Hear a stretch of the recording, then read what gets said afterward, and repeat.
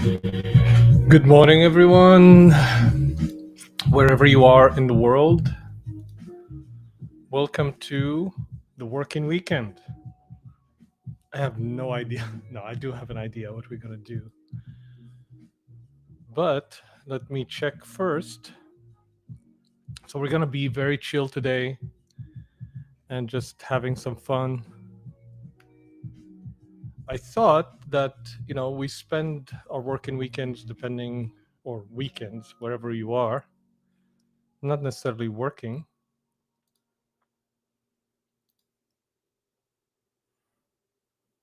But we spend them alone, right?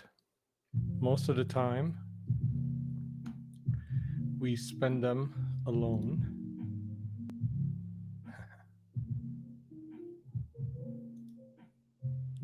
So I thought, spend them alone, right? Most of the time. Can I hear the music on the stream? Let me just check. Is it in the background? I'm listening to myself right now on YouTube. All right, there it is. Let's continue the music. So I'm listening to, as I said, it's going to be chill. I'm trying this for the first time. We're going to watch some really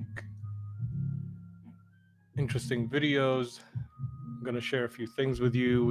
I'm going to work, actually. I have my list of to-dos or things I want to do. And I thought, I'm working home alone. Well, my family's here, but I'm working from a work perspective. I'm all alone. And I really miss this working environment. I used to work at a co-working space. Launch Academy can be considered a co-working space, and you're surrounded by all these amazing entrepreneurs. Some are just starting. Everyone is kind of trying to figure something out, and there is some sort of sense of camaraderie of when that's the case. Even though you're on your own doing your work, you're not on your own. And even though you're working on completely different things, there's a shared state, there's a shared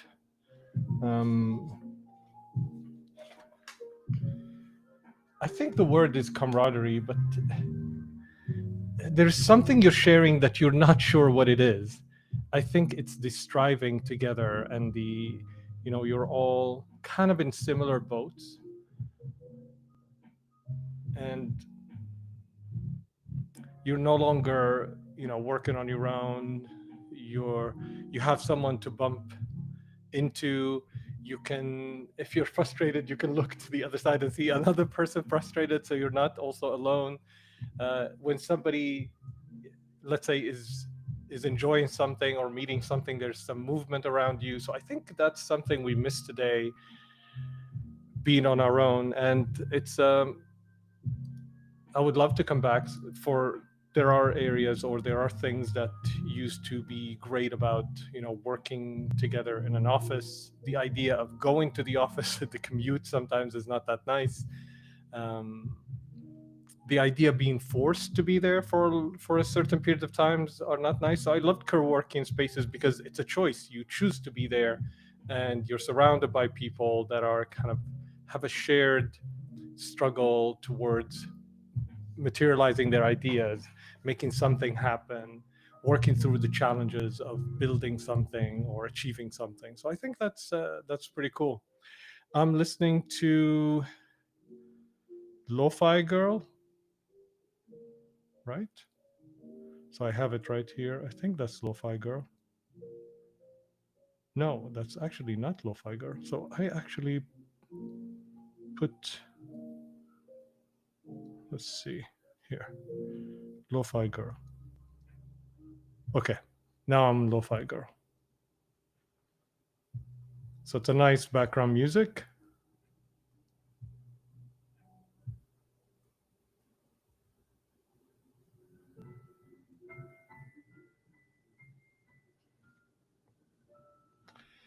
Lo-Fi Girl is this incredible channel where there's an animation that is. I'll show you actually. Why am I explaining?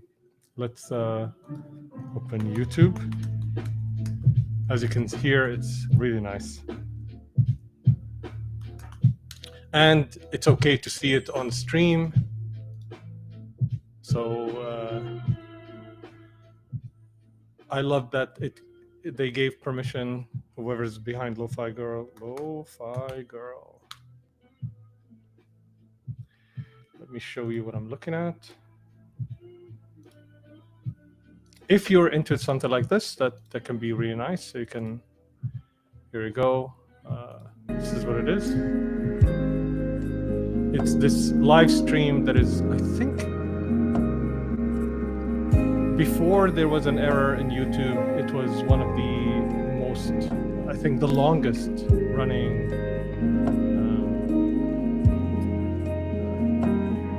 live stream or stream on YouTube. And then I think there was an error that it stopped and it started again.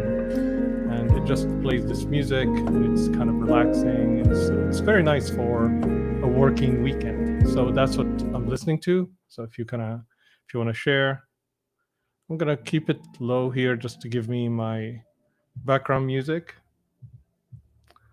Here.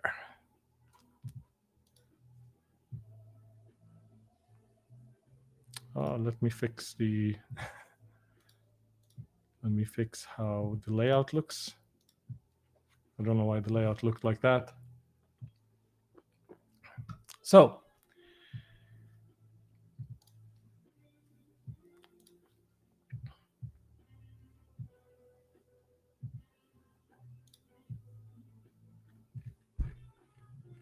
the intention of today's stream is to work together. If you want to work, or if you're sitting alone and you want some company, there you have it. Here's company.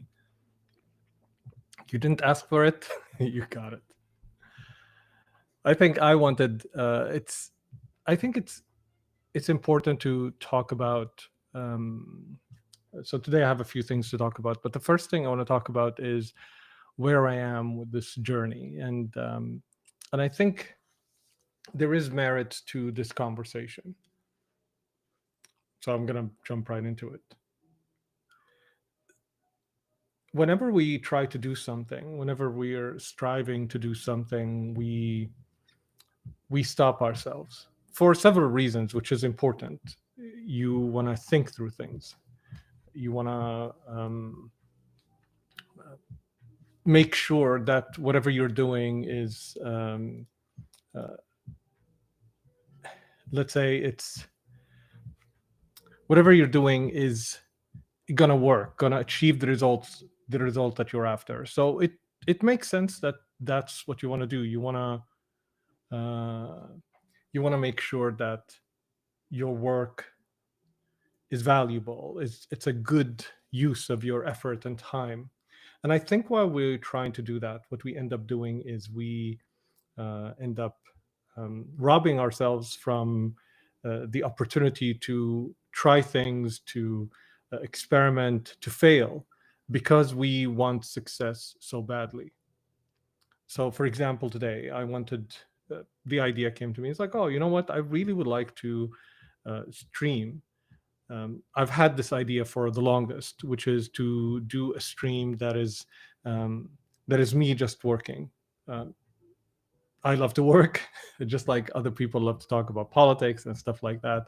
So I thought, wouldn't it be nice to just, tune into a stream where somebody's working, just like you would tune into a stream where somebody's gaming or doing something else. Now, if you say this to somebody, they would, even including me, I would say, well, that's dumb. Yeah.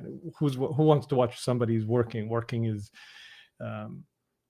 not that nice. And the same thing I said, 10 years ago or 5 years ago about who would want to watch somebody playing. Like, I want to play, but I don't want to watch somebody playing. Turned out I was wrong. Sometimes you watch these videos where you're watching somebody's reaction to a comedy or to a video, to a stand-up. And I think we're different people with different things that we care about and different things that we like. And the idea is that's not, I think, the main issue. The main issue is that we assume that we know what the outcome of whatever we're doing. We're trying to control the outcome. I wasn't aware of this until honestly a couple of days, and today in particular, because observing myself and my reaction or my thoughts about whatever I'm doing. So if I'm going to do this, which is streaming me working or talking, the first thought on my mind is, who's going to watch this? What's the value? What's the return on investment? Will it achieve whatever it's going to achieve? How much? How many views? How much money can you make? All of these measurements, which are not invalid. I'm not. Before we jump into, are these measurements valid or not, or whatever it is. But the idea that we measure something, before we ask the most important question is, why do I want to do it? What's in it for me first? We've learned to measure everything by its outcome. You stream, how many concurrent viewers do you have? You have a YouTube channel, how many subscribers do you have? You are on LinkedIn, how many followers do you have? How many connections? You're a business, how many clients you have? How much revenue? Which is not something bad to ask, or there's nothing wrong with asking these questions. You want to gather information, but I think there's something more important. It's like playing this guitar. You play guitar, well, how many people bought your album? Imagine that's the first question you ask, let's say anybody you meet. You're a musician, how many people bought your album? How many albums did you make? Instead of, well, that's interesting. Let's. Why do you play music? What kind of music do you play? Oh, interesting. Why do you play music? When did you start? What drove you down that route? And I think we are moving into this society where everything is by measurement. Like, your words are invalid if you don't have enough followers, if you don't have enough people to retweet or reshare, or your wisdom is worthless unless you wrote a book and it's a best-selling book. You are the best-selling or not. This 0-1 mentality, driven by 0-1. I'm not saying that's the reason, like the book by Peter Thiel, but I think the mentality, when Peter Thiel kind of wrote about that, he was capturing a mentality that exists in the world, which is you are nothing but the outcomes of your work. And I think we need to change that. So I think this is where I want to start the stream today, is with a few thoughts. The value of your work is not what's important about the work. There are many components for anything you do. And I don't mean work as in work as is defined by society. I mean your work, the things you do. The value of what you do needs to be defined by a more holistic approach. And I think we can rely on the tree of trust. I have this. Let me bring that up so that it helps us talk about this. So I read this book called The Speed of Trust. It's by Stephen M.R. Covey. Stephen M.R. Covey is the son of Stephen Covey, who wrote The 7 Habits of Highly Effective People, one of the best-selling books, I think like 20 million copies or something. It doesn't matter how many it sold. It's a brilliant book. Really captures, the kind of person that you want to be and you can be. And The Speed of Trust is a great book because it turned this thing we call trust that we kind of think of as a feeling and something that we either give or receive, and we don't know the mechanics of it and the components of it. He turned it into this thing that you can um, identify, measure, instill, recover from. So I think it was one of the most brilliant business books that I've ever read. In fact, one of the most brilliant books I've read, period, because it just gave this incredible um, ability to define what trust is, and to seek trust, and to seek to build trust. Because if you want to build something as an engineer, you need components and you need to know how to put them together. And I think with the Speed of Trust, he was able to do that. So for me, it landed really well. So let me see. I have this keynote once that I did, that I talked about the Speed of Trust, and I did it. It looked really nice, and I may not be able to find it right now, but will I be able to find it? I don't think so. So what we're going to do is we're going to search for the Tree of Trust. Tree of Trust. I would say Speed of Trust. So I think this is it. Yes. So let's look at that together, just as a visual aid to help us while we talk about this. All right. So this is the Tree of Trust. Okay. So if we look at the Tree of Trust here, let's open that. There we go. And I think it can give. So I'll explain what it is very quickly, and then talk about how this can help us think about our work. So the Tree of Trust talks about dividing trust when you trust a person to their character and to their competence. So character is who they are as a person. Competence is their work. And character is divided into their integrity and intent. And competence is capability and results. And funny enough, I didn't know, but this is very relevant for even today and what we're dealing with in today's world. But that's not my intent, but it definitely relates to that. So when you want to judge a person's character, you look at their integrity. Do they do what they say they're going to do? There's alignment or congruence between their words, their actions, their beliefs, what they espouse and what they actually do, which you can tell immediately how almost everything in the world is out of integrity, especially when you look at, let's say, the leaders. Then the intent. What was their intent? Because sometimes people intend to do something really, really good, and they end up making a mistake, or the outcome may not match that intent. So you want to look at what did they intend to do, what are they after, and I'm talking about my interpretation of this. I highly recommend that you read the book.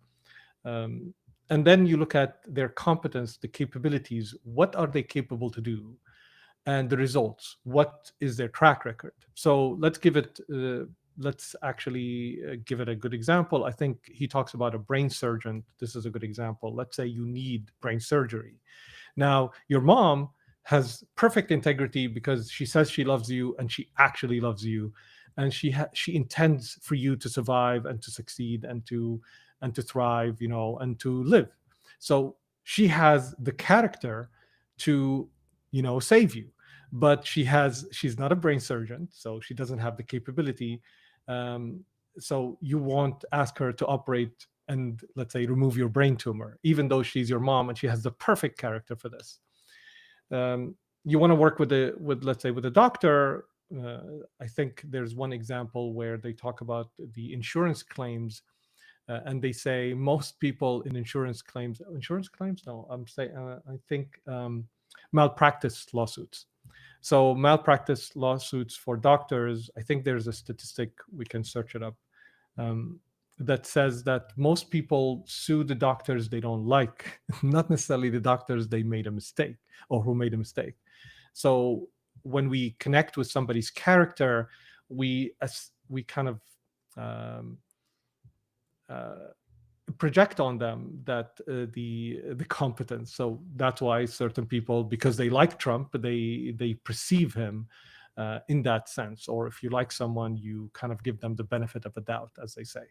So so if you don't like the doctor, even though they might have the capabilities and they have the track record, you may not want them to operate on you. You may not even go to them because you don't like them. So you don't connect with them. So that's where character comes in. But competence, you don't not somebody may be graduating right now, honors, the best in their class. They have the capabilities to operate on you, but they don't have the track record. They haven't operated before, so you're less likely to want them to operate on your brain, especially if the risk is high. So you want somebody with character and competence. So if we look at that and we analyze what we want to do from that perspective, coming back to where our conversation started, I am leaning towards, if we want to do something, we usually focus on the competence. You know, if I want to do streaming right now, do I have the capability? Can I stream? Do I have the equipment to do that? What are the results I'm going after? So, will I be able to achieve those results? And if I'm not able to achieve those results, is it worth doing? And that's where we start. But I would suggest where we need to start is, why me? What is it that I want? What is my intent? And how does it align with me? And I think that's a more important question. I think that's an internal question before we go external. That doesn't mean that the competence, the capabilities, and results are not important. I think they're very important. I think how we think about them needs to come in an order, in the sense that you have to start with, what is it that I want? What's my intent here? And how does it align with who I am or who I want to become? And then I look at, well, what are the capabilities and what are the results that I want to achieve? And in that sense, I think I was looking at something today morning and I liked very much. Let's go to, I think it was on YouTube, and I would say Alex Hermosi. So Alex Hermosi is someone I very much like for several reasons, and this is one of them. And one of the main reason here, I'll show you. So Alex Hermosi on YouTube, he posted this. If you don't know Alex Hermosi, he's an entrepreneur, educator, really successful, and also very helpful, authentic. As far as I see him. Of course, you never know a person. I'm not judging his character. I'm judging what his output is. So I really like him. I like his approach because he's real. There's no BS. So he doesn't overpromise. He doesn't, sell you like, if you do this, you'll get the Ferrari or whatever. He doesn't do that. And this is one of the posts. Every once in a while, he has this post. Him and his partner Layla have these posts that I think are very important in today's world. Even though he is not espousing that he's solving your life, but he is giving an insight into what reality looks like. So I love this. We're going to read it together. So he says, "You are wrong about you. This is one of hundreds of videos I made when I was still sleeping at my gym." So when he first started, he started a gym. This is a picture of him, just to give you like, this is how it looks. So truth, I took shots before filming because I was nervous, so afraid to look not cool. So I love the vulnerability. It's important to understand that when you see something online, you see something composed, you might join into Alex Hermosi's journey right now, where he's, hundreds of millions of dollars, companies. He wrote these books that are best-selling. So he's on all levels, he's successful, a person that you may want to be like. But then you may look at that and you think, what he says right now, I love. So I had zero watches. as in like how many people watching his videos. One 10-year-old car, zero cool houses. 11 years later, who cares about how shitty those videos were? No one. And I think that is crucial. The starting point is always shitty.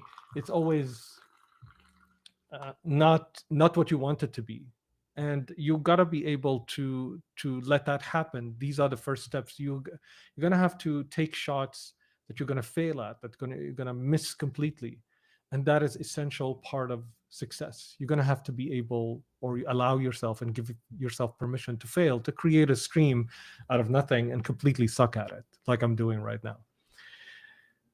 The output of the video wasn't the likes and comments I got. It was who I became. I love this. This is aligned very much so with I'm tearing up. Like this is not, this is not meant to be um something that I think he didn't mean it, I think, to be like coaching. He's not like that. He doesn't talk about that. He's always talking about sales, about, but I think these moments of vulnerability, of talking about self and talking about how he dealt with certain things, is really important, because it allows the new generation. We're dealing, even us, like the old generation, as if we were out of the game. We're not out of the game. Everybody is struggling with something. Everybody is struggling with challenges. Everybody's dealing with the loss of business, clients, missing on targets, failing to achieve what you want to achieve.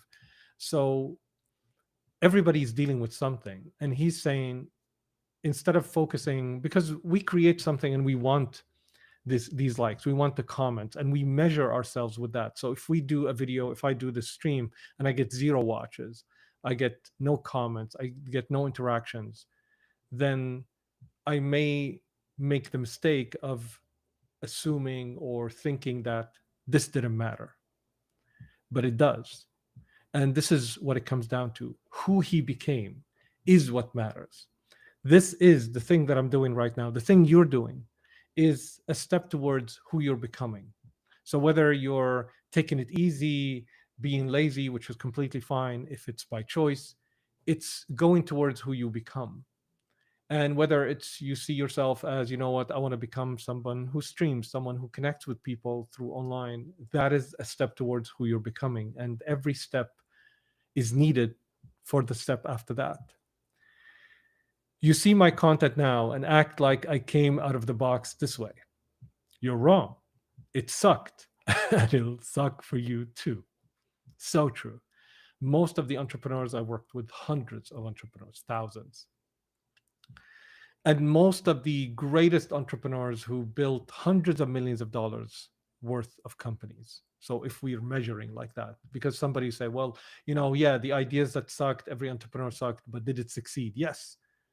Some of the ideas that sucked the most, entrepreneurs ended up building incredible companies on all levels, whether it's money, whether it's the culture, whether it's the kind of things that they did. And there are ideas that sounded, oh my God, this is a brilliant idea, and completely fell flat on its face. So nobody comes out of the box as brilliant as they look several years after. It will suck, and it always sucks. So you'll wonder, not for weeks or months, but for years, if you will ever be successful. So true.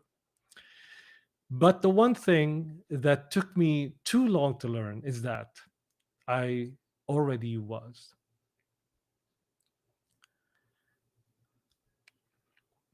I didn't mean this to hit me the way it does, but I think it's, what did they say? They say, if the student is ready, the master will appear. I love Alex's work, and I follow him. I listen to his videos. He has some really, really brilliant business advice, but also these are some of the things that makes him very real. And the reason I connect with that is that's what you're missing when you are working on your own. When you're working on your own, I'll stop here for a second. When you're working on your own, and you are not surrounded by others, we're talking about being this in this co-working space. And when you're working on your own, and uh, let's say you are, um, where is it here? Let me just, not available while you're sharing. Okay, how about this? Okay. So I'm just looking at how I want this to look. Okay, great. So this is how I want it to look. So when you're working on your own, again, I'm learning, and you're not surrounded by others. What you're missing is this: that you bump into someone, investor, another entrepreneur, which you perceive are successful, and you bump into them, and you have a short window into their humanity. Because from the outside, we remove the humanity from work. And that is intentional. That is how the media operates.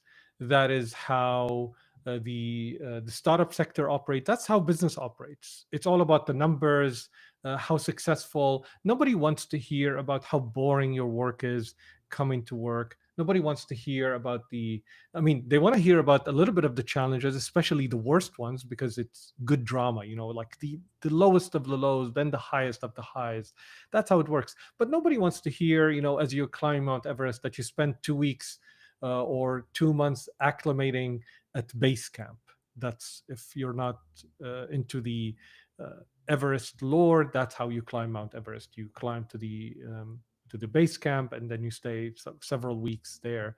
That's the boring work, but it's necessary because that's how you acclimate. So in this case, what he's saying, that the one thing that took me too long to learn is that I already was. You become successful the moment you decide you are, the moment you go all in on you. You already won. The game's in motion. You just got to give time. Time. So you understand that you're entered into the game, and part of the game is that you're gonna fail in certain, you're gonna basically lose some matches, and you're gonna try to take shots, and try to make something work, and most of the time it's going to be a failure. In fact, 9 out of 10 startups fail, 9 out of 10 ideas. So this is just, it's actually more than that fail, because 9 out of 10 startups fail to get their idea into a product. 9 out of 10 products fail to get into the customers. 9 out of products that get into the customers, that achieve product market fit, fail to raise funding. 9 out of 10 startups fail to reach scale. So to give you context, there are Fortune 500 and Fortune 5000. There are millions of companies around the world, tens of millions of companies around the world, and only 500 reach that level. But we act as if everything is evaluated based on their metrics. So this is so important, because this gives you the mechanics of what's behind the scenes. And when you work at a co-working space, you bump into people and you have a conversation, and you see their humanity. You see that they are just like you. There's someone who's struggling with something. There's someone who's facing every day the challenges, working with their, talking to their spouse, and starting the day not on the right foot. Trying to make something work, and the technology is failing. It's so frustrating. Waiting on someone to deliver when they are sick, or they just didn't deliver. There are all these things that you have zero control over. But one thing that is important is success for you is that choice, that decision, as he called it. So let's read that again. The one thing that took me too long to learn is that I already was successful, he's saying. You become successful the moment you decide you are. The moment you are all in on you, you already won. The game's in motion. You just got to give it time. Time. All this to say, you are not failing. You're just fucking early. You're looking at yourself as at the early stage, and you're evaluating yourself based on the metrics of where you want to be. This is something I tell I've had these conversations with my co-founders where we are here today and we sometimes look back a year ago and we evaluate the year ago with the hindsight that we have right now. And we said, well, we fucked up, we did this thing wrong, we did that thing wrong. But at the time, if we bring ourselves back to where we were at that time, were we did we make the best choice that we had at the time? And if that's the case, then why are we looking back and evaluating where we were? Why are we not living in the now and looking forward? So you're not just failing, you're not failing, you're just fucking early. PS, this is not about winning this month. It's about not giving up for a year and seeing how different your life is in 12 months from now, then doing it again for another 12 months, then another. Then you look around and everyone keeps asking you, how did you do it? When in reality, it never happened. You just never stopped. I love this. And just to let you know, I read just the first part and I thought this is really cool and I wanted to share with you. I didn't read this part, so it's hitting me at this moment because it's easy to forget. It's easy to forget how hard it is and where how did you achieve. I built 20 companies before and I've some of them were massive successes, and we look at just a company, but even if we break it down to the challenges within a company and the many different attempts to get this company off the ground or to build many products, and there were many successes and failures along the way. But I think it's a blessing and a curse as human beings that we forget, and we're in the now, and I want something to work right now. I want the stream to be the most successful stream, and I want it to have the most people, and I want to get it right, and I want to say the right thing because I have an idea of where I want to be, and I'm evaluating myself now, right now from the perspective of that idea, and that's okay as long as, what did he say here? Did he say patience?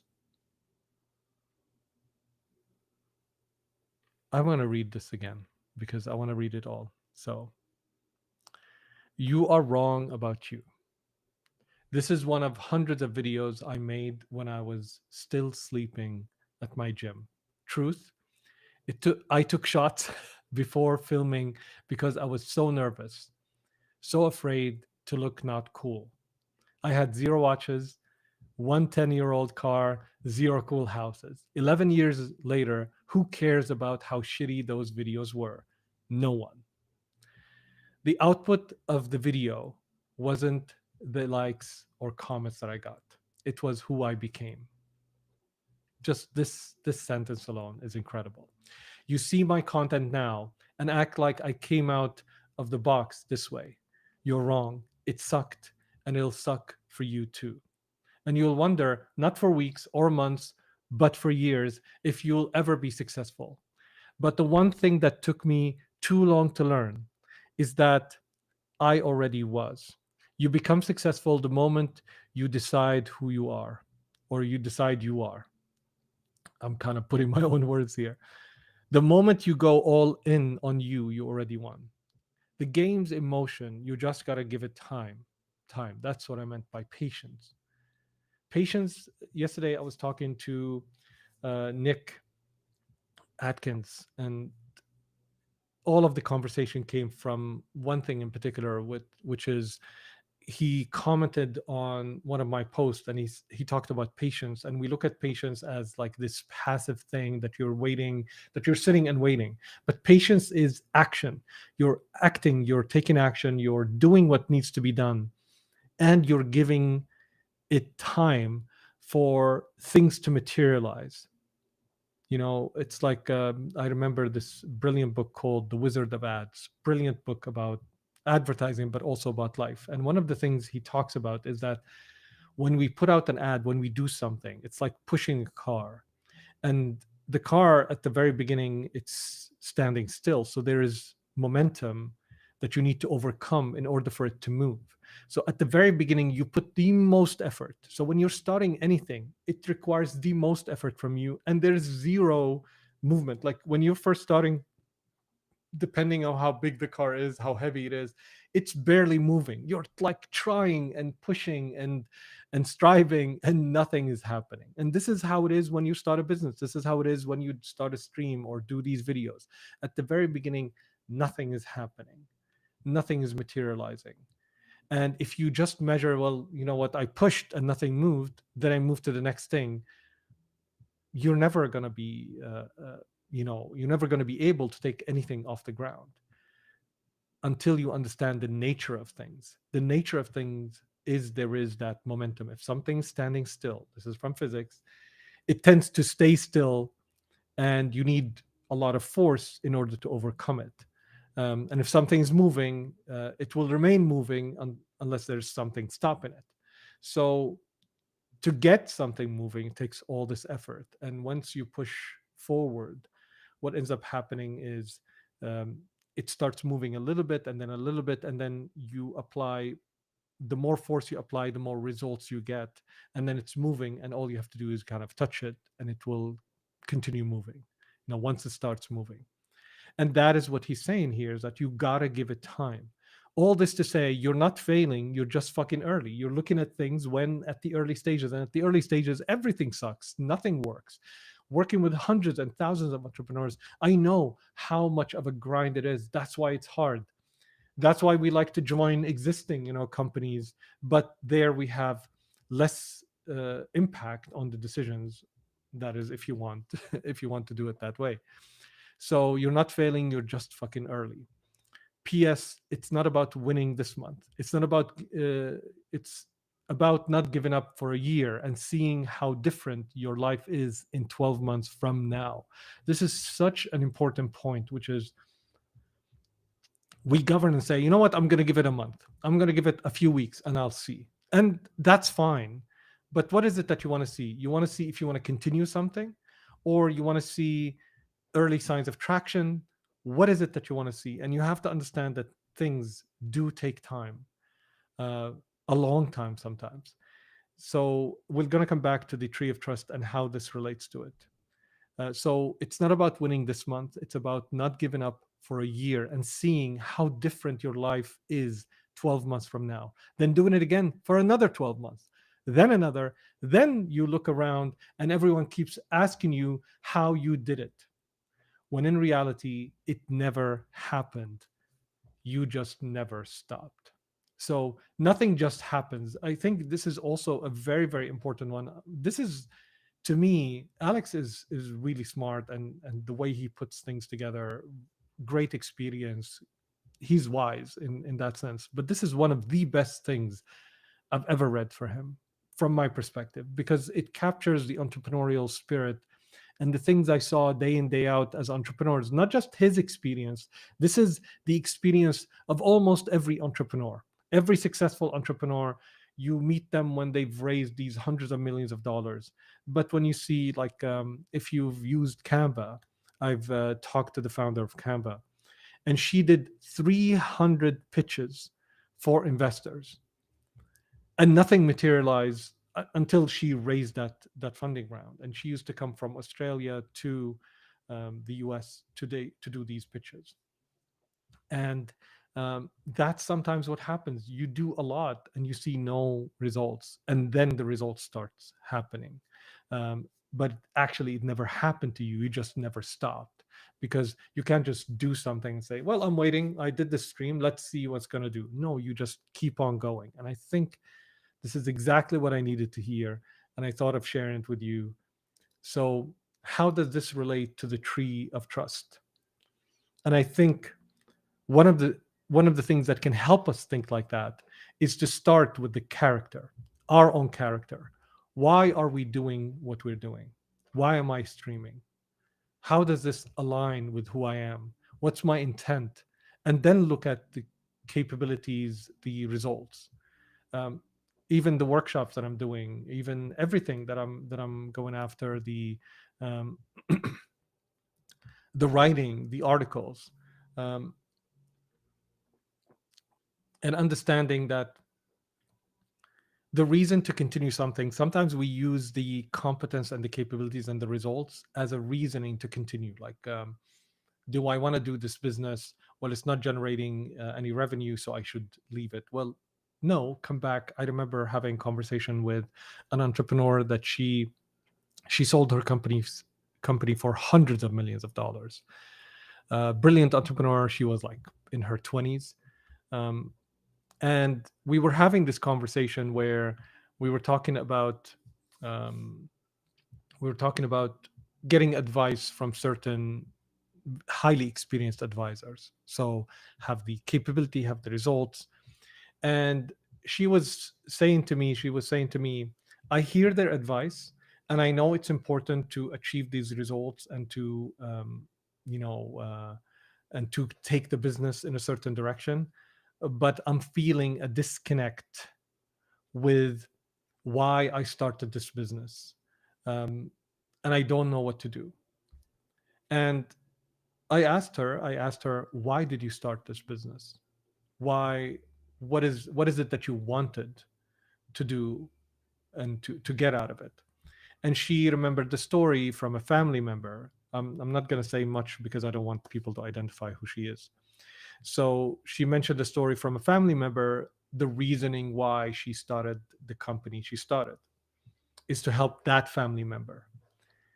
And I said, if you anchor yourself in that intention, why you started the business, in that why, we call it sometimes the why of the business, but it's her why, not the why of the business. It's her why she started the business, not the why of the business itself. So this is where the disconnect, you cannot, as an entrepreneur, at least I don't recommend it, to disconnect yourself from why you're doing the business. I think we live in in a time where that personal connection is really important, especially at a time where we are surrounded with people who are completely disconnected. You know, their persona of what they put out is completely disconnected from how the business operates. And I said, what would that person that started this business tell you? What choice would they make? What choice would they make that would be in integrity with themselves, aligned with who they are, an extension of why they wanted to build the business, aligned with their intent, delivers on that? What would that person want? What would they choose? And of course, the challenge is that person doesn't have the capabilities, is not looking after the results, but it stays true to the business. And why is that important? Because if you stay true to the business, you'll achieve what Apple was. Apple is not there right now, but Apple was, regardless of what you think of Steve Jobs or what you think of the company and your opinions, there's one thing that you can't take away from it, that it was driven by Steve Jobs' passion. And that passion showed in the kind of products and the kind of things that they did. How they did it, how they operated as a company is completely fair game. But why he did certain things, why he cut off certain products, why he pursued certain products, that why showed up in everything. And it was a different company, it had a different feel. And the same thing needs to show up in everything we do. The things we do need to connect to our integrity, our intent, our character.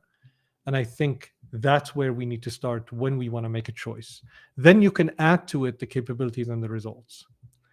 And this is why I think the tree of trust is a very important tool that can help you make those choices and make decisions and evaluate things.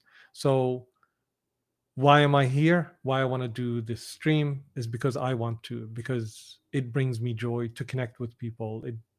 I'm enjoying this right now. I'm feeling a little bit less alone than when I started this morning. Um, I feel that I've learned, even like actually going through this quote, because in reality what I would do, I would, open my phone and I would just read it out, or maybe put it on some of these reading tools and just listen to it and then move on to the next. But already by going to it, and going through it together, um, it landed to me, or for me, far deeper than I thought it would. And I think for that I'm grateful. See, because I started with why I wanted to do that, and I didn't care about. Don't get me wrong, I care about, I want millions of people to watch my stream. I want to be the best streamer in the world. Definitely want it. But what's driving that? The same thing I connect right now to why I wanted to start the guitar. When I wanted, um, when I started to play the guitar, everybody around me told me, "Why do you want to play the guitar? You're never going to make money playing the guitar. Um, why you're playing." I played rock music, and some of my friends around me loved rock music, but the community at all, overall, didn't like rock music. I didn't have a trajectory. It's what I loved. It's because I enjoyed. I trained on the guitar because with every step I was realizing who I am. I was striving. I was challenged by the pieces I wanted to play. I was inspired, and that was enough. So, what inspires you? What is one thing you are preventing yourself from doing because you're measuring whether to do it or not? You're evaluating whether to do it or not by the outcomes that you can get instead of the intent or the who you are or who you want to become by doing it. I hope this conversation gave you something this morning. This is the starting point, I would say. Let's see.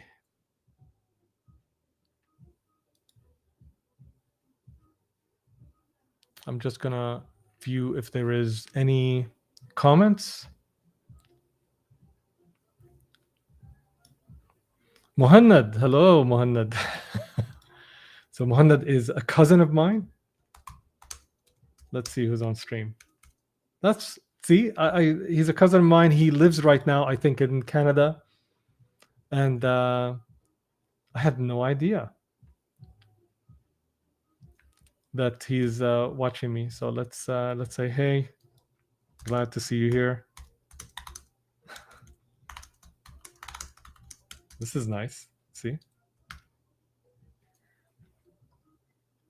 and nice.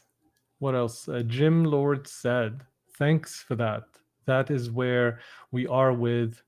Oh, let me just see. Political. He mentioned his channel. Let's go see. Okay, I'm gonna share his channel because he shared. Let's see where we are.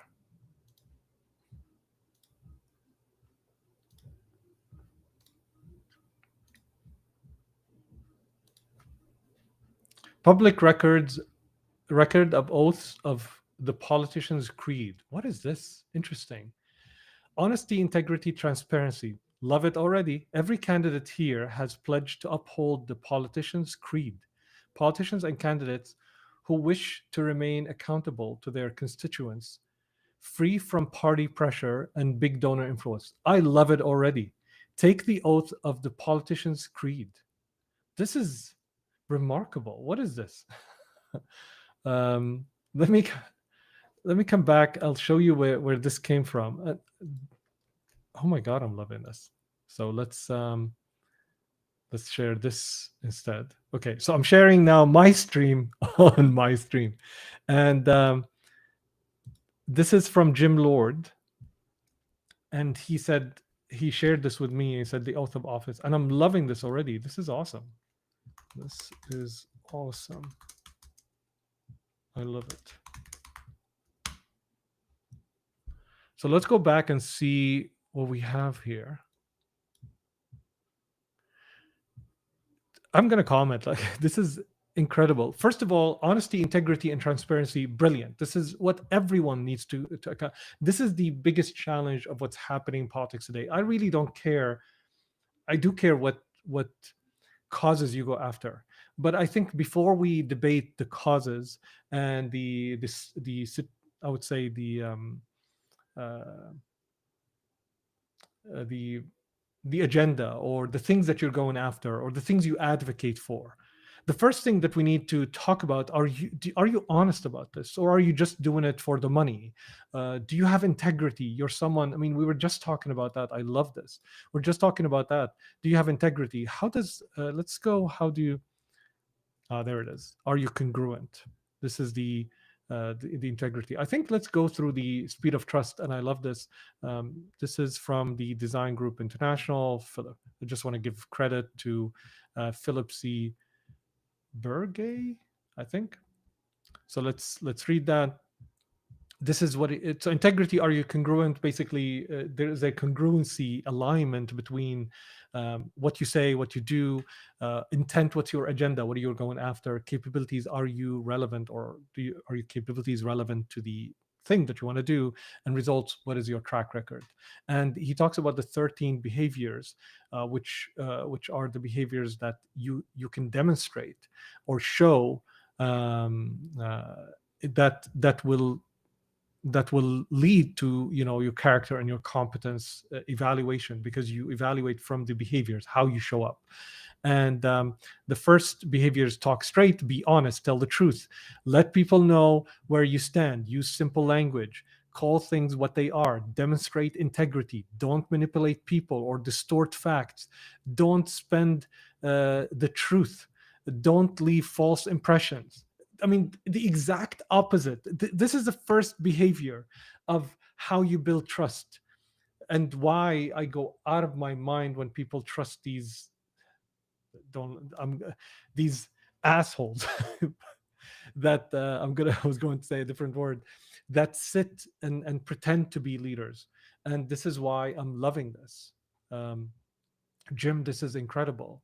Honesty, integrity, transparency. Every candidate here has pledged to uphold the politician's creed. Politicians and candidates who wish to remain accountable to their constituents. Yeah, not your party, not the team you play for, not the color, is that the people you decided to serve. A politician is not someone is a leader. It's someone who kind of took an oath to serve those people. Free from party pressure and big donor influence, take the oath of the politician's creed. I love this.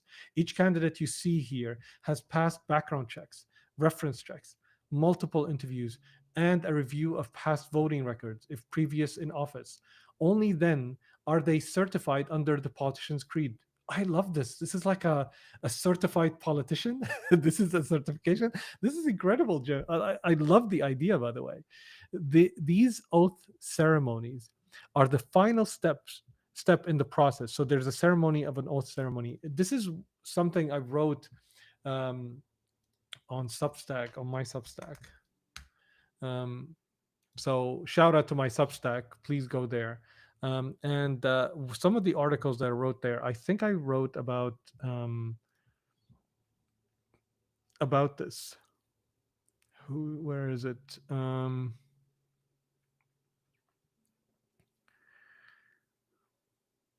Stop fighting the mood. Can't control the fierce urgency of now. This one.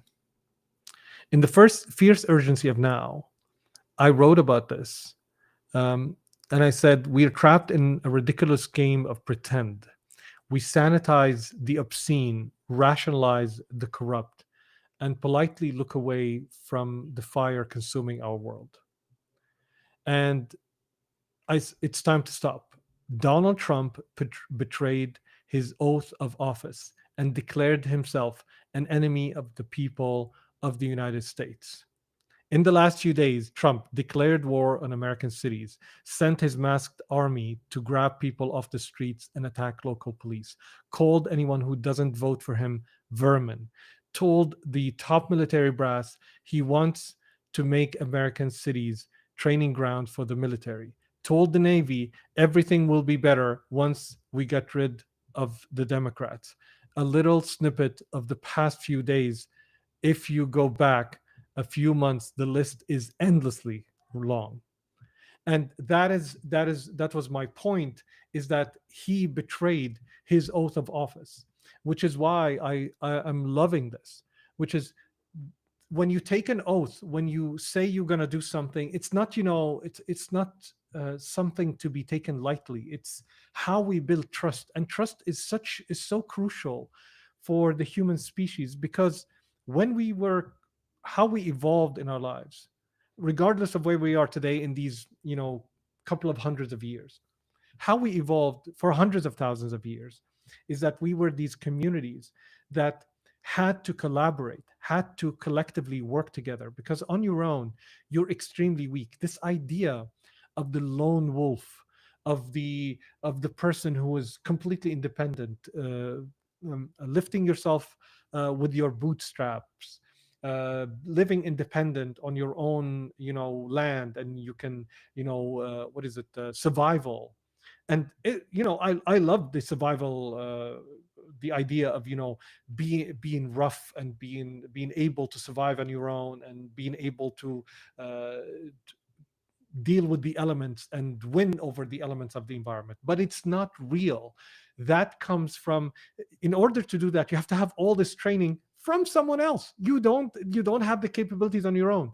You may have, it's like, if I want to compete, I mean, right now, if I want to compete in any sports competition, I can't just do it by choosing to do it. I need help. I need to learn how to do these exercises. I need to learn how the game is played. I need coaching. I need a ton of work, money. I need a system to support me to do that. I didn't do it on my own. I can never do it on my own. The same thing with entrepreneurship. We look at these entrepreneurs and we consider them successful. We consider them at the pinnacle, and we say, well, they did it on their own. No. Just like climbing Mount Everest, you look at these photos and you may see somebody on the summit on their own, waving a flag or something. But just like Neil Armstrong, being on the surface of the moon, and you see them next to the flag and like a couple of people, there are armies of people that made that happen. You need a team in order to climb Mount Everest. Now, have people done it on their own? Yes. But what is the percentage? What's the nature? Has there been an entrepreneur who built a company on their own? Yeah, I think Plenty of Fish here in Canada was one entrepreneur who built a company that is $500 million. But that's the exception, not the rule. The rule is you need all these people in order for you to advance. We are a collective species. We survive by working together and being together. And when we were hundreds of thousands of years ago, when we did anything, when I needed to go out and bring food to the tribe, somebody needed to look after my kids. And it wasn't my wife. You needed a lot of people, because there were animals and there were monsters and there were all kind of things that surrounded me. We didn't live in our home. We didn't have this security and this stability. We lived in open areas that anybody can, or any animal can come in and jeopardize our safety, just to talk about safety in particular. So you needed other people, and you needed to work together as a tribe, and you needed to kind of make it work as that tribe. This, I gotta say, for just a side note, for the Riverside people, when I add, like, it keeps changing the layout, and I don't know why. I choose a layout and it keeps changing the layout on its own, and I don't know how to keep it stable on this layout. Anyway, so it's frustrating a little bit. Maybe I'll learn how to do it. So I love this because right now, the idea of an oath, the idea of a promise, the idea that I need to trust you, that you deliver on something, is so integral to who we are, that when you breach it, when you breach your promise, when you don't deliver on what you said you're going to deliver. Right now, we're stuck in this idea of legality. Well, can you catch me on this? If we signed a contract, and can I weasel out of the contract and not deliver on what I said? We kind of took that as, well, if you can do it and you can weasel out of the contract or weasel out of your promise and come out of it unscathed, it's okay. And it's complete bullshit. We have completely twisted the most fundamental element of who we are as a species, how we do things. We do things with trust.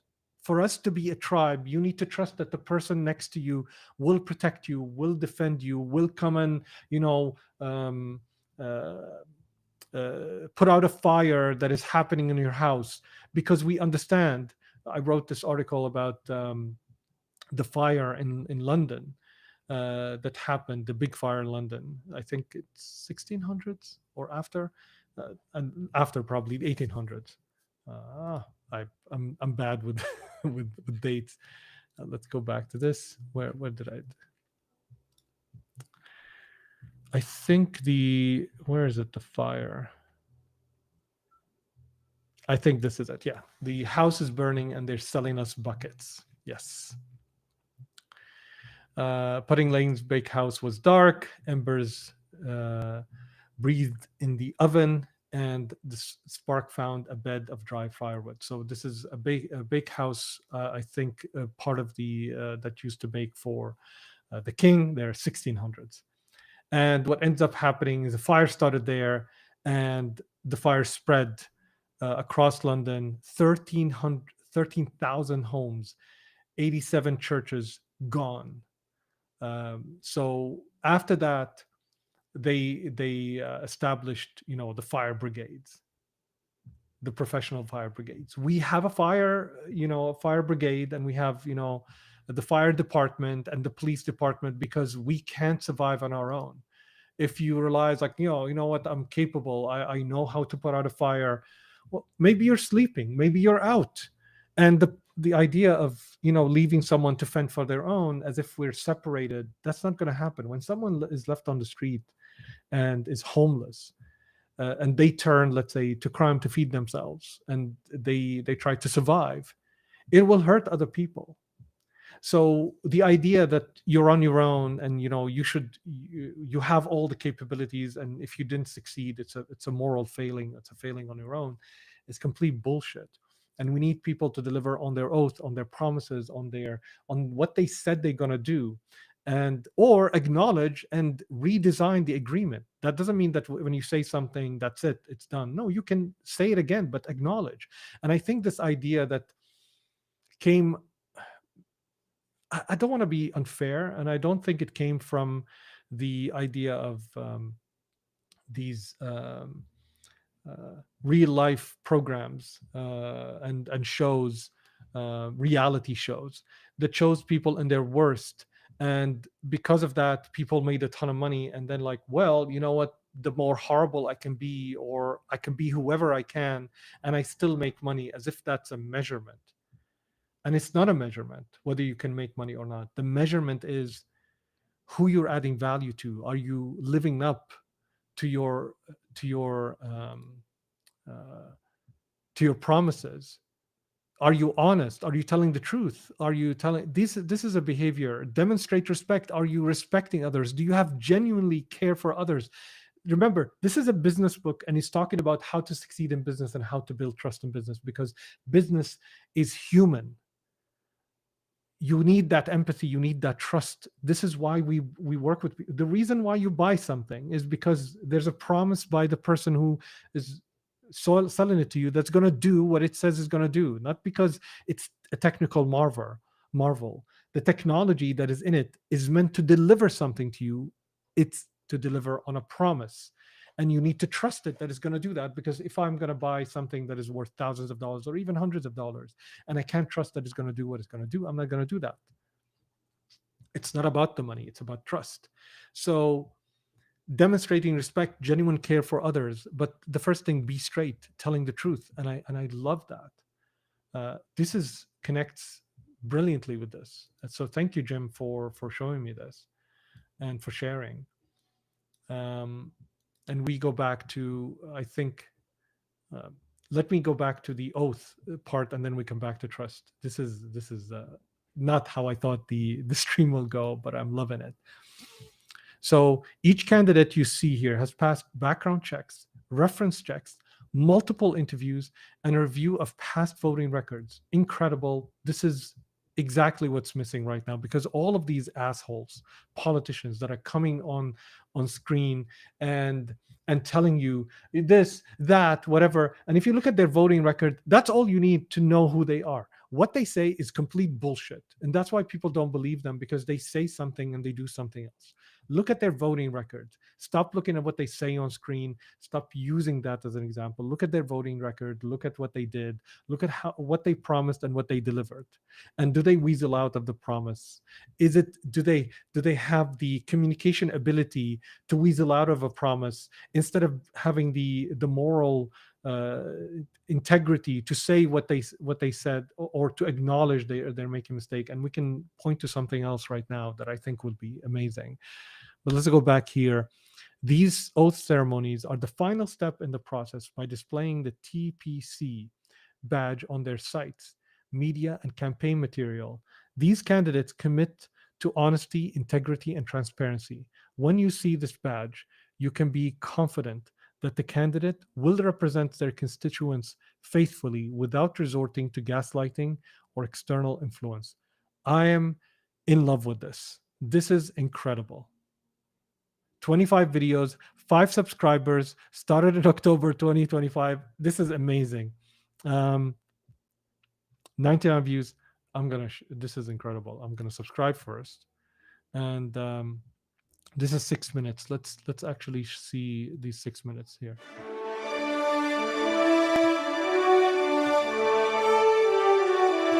I love it already. It sounds like a Western. Good afternoon, everyone. On behalf of the Oath of Office, I want to welcome all of you to the public oath ceremony for Brian Varela, a candidate for New Jersey's 7th District Congress. This is not a campaign event. It is something deeper. It is a statement of values made before the people this candidate seeks to serve. We're joined by members of Brian's advisory team, constituents, and supporters, as well as representatives of the Oath of Office and Laboratories of Democracy. This ceremony will be recorded as a matter of public record. Before we begin, let's briefly reflect on the creed itself. The Politician's Creed is one part of a two-part system that's designed to bring balance back to what elected officials are supposed to do. A politician has two basic duties. First, to represent the people who elect them, their constituents, and second, to work with other lawmakers for the good of the broader public. In both of these roles, they should be accountable to the people. But over time, that second duty, the collaboration side, has taken over for all accountability, and it's now driven by special interests, party politics, and lobbyists, has become so powerful that it's pushed out the accountability that lawmakers owe to their own voters. This system, that includes the Politician's Creed, is meant to help fix that. It starts with a pledge, a public commitment by the candidate to put their constituents first, and ends with a civic process that gives those constituents the tools to hold that elected official accountable. It's a way to make sure that people's voice matters more than outside influence, and it's a step towards restoring the trust in the people we send to represent us. The Politician's Creed is a public commitment to a foundation of 7 guiding principles, which are a fundamental foundation of rights and security, the politician as a public servant hired by the people to do a job, alignment with their constituents, honesty, integrity, and transparency, protecting the vulnerable, engaging their constituents, and accountability to those constituents.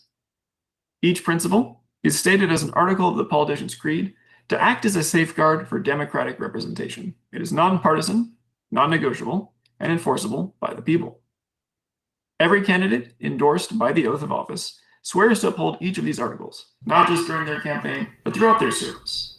If ever broken, the people have the right and the means to hold them accountable. Ryan, are you ready to publicly affirm your commitment to the Politician's Creed? Yes. All right. Then please respond after each article with the words, "I do hereby swear to," and will be held to this article, followed by the number of the article. Article 1. All people have the rights to a fair, equitable, and happy life, unburdened by fearful concerns of food, shelter, or medical insecurity. As a candidate pursuing office and a politician holding office, I hold these rights to be my guiding light. I do hereby swear and will be held to this article number 1. Article 2. I am a public servant first and foremost, held here to protect and serve the rights of my constituents and hold myself accountable unto them. I do hereby swear and will be held to Article 2. Article 3. I shall do my best to remain informed of the needs of my constituents and in turn align my priorities and goals in office to address those needs. I do hereby swear and will be held to Article 3. Article 4. I perform my roles in office with honesty, integrity, and transparency, knowing that doing so will add the greatest value for my community over my term in office. I do hereby swear and will be held to Article 4. Article 5. I shall work to enable the public good and protect the most vulnerable within our community. I do hereby swear to and will be held to Article 5. Article 6. I shall empower our community to political action through outreach and mentorship that aligns with the rights defined above. I do hereby swear and will be held to Article 6. Article 7. I understand that it is the responsibility of all politicians to recognize their limitations and conflicts of interest and be held accountable to their constituents by election, impeachment, or recall in the face of such limitations and conflicts. With this understanding, I shall neither promote nor support any law or policy that seeks to undermine our election or recall process. Further, I will work to repeal any laws that act to suppress or reduce a citizen's ability to rightfully hold their representatives in office accountable. I do hereby swear to and will be held to Article 7. With your commitment affirmed and your oath now recorded, it is my honor, on behalf of the oath of office, to declare your candidate officially certified under the mantle of the Politician's Creed. May this endorsement mark not just the support of our organization, but a covenant with the people. We and the people of your district are moved by your promise to lead with integrity, courage, and humility. The oath and light you now carry reflects the hopes of your community. May each challenge along the way become a chance to renew the trust you've pledged today. Brian, thank you for your heartfelt commitment. Please feel free to share any thoughts at this time. I just want to say that I really appreciate the level of professionalism and seriousness that that your organization puts to this process. I think it's really important, especially if we want to have a functioning democracy in the future. Thank you very much, Brian. And thank you to everyone who's joined us. The ceremony is now concluded, and this is amazing. Of the ceremony will be made available to the public. I love it. I love that the music also is sounds like an American Western. This is remarkable. I am in awe, actually. I'm in awe. Thank you, Jim. I really appreciate it. Please go to Jim's page, show him support. Let's go to the oath of office. Here. I love this. Or let's say this. Oh my God, this is amazing.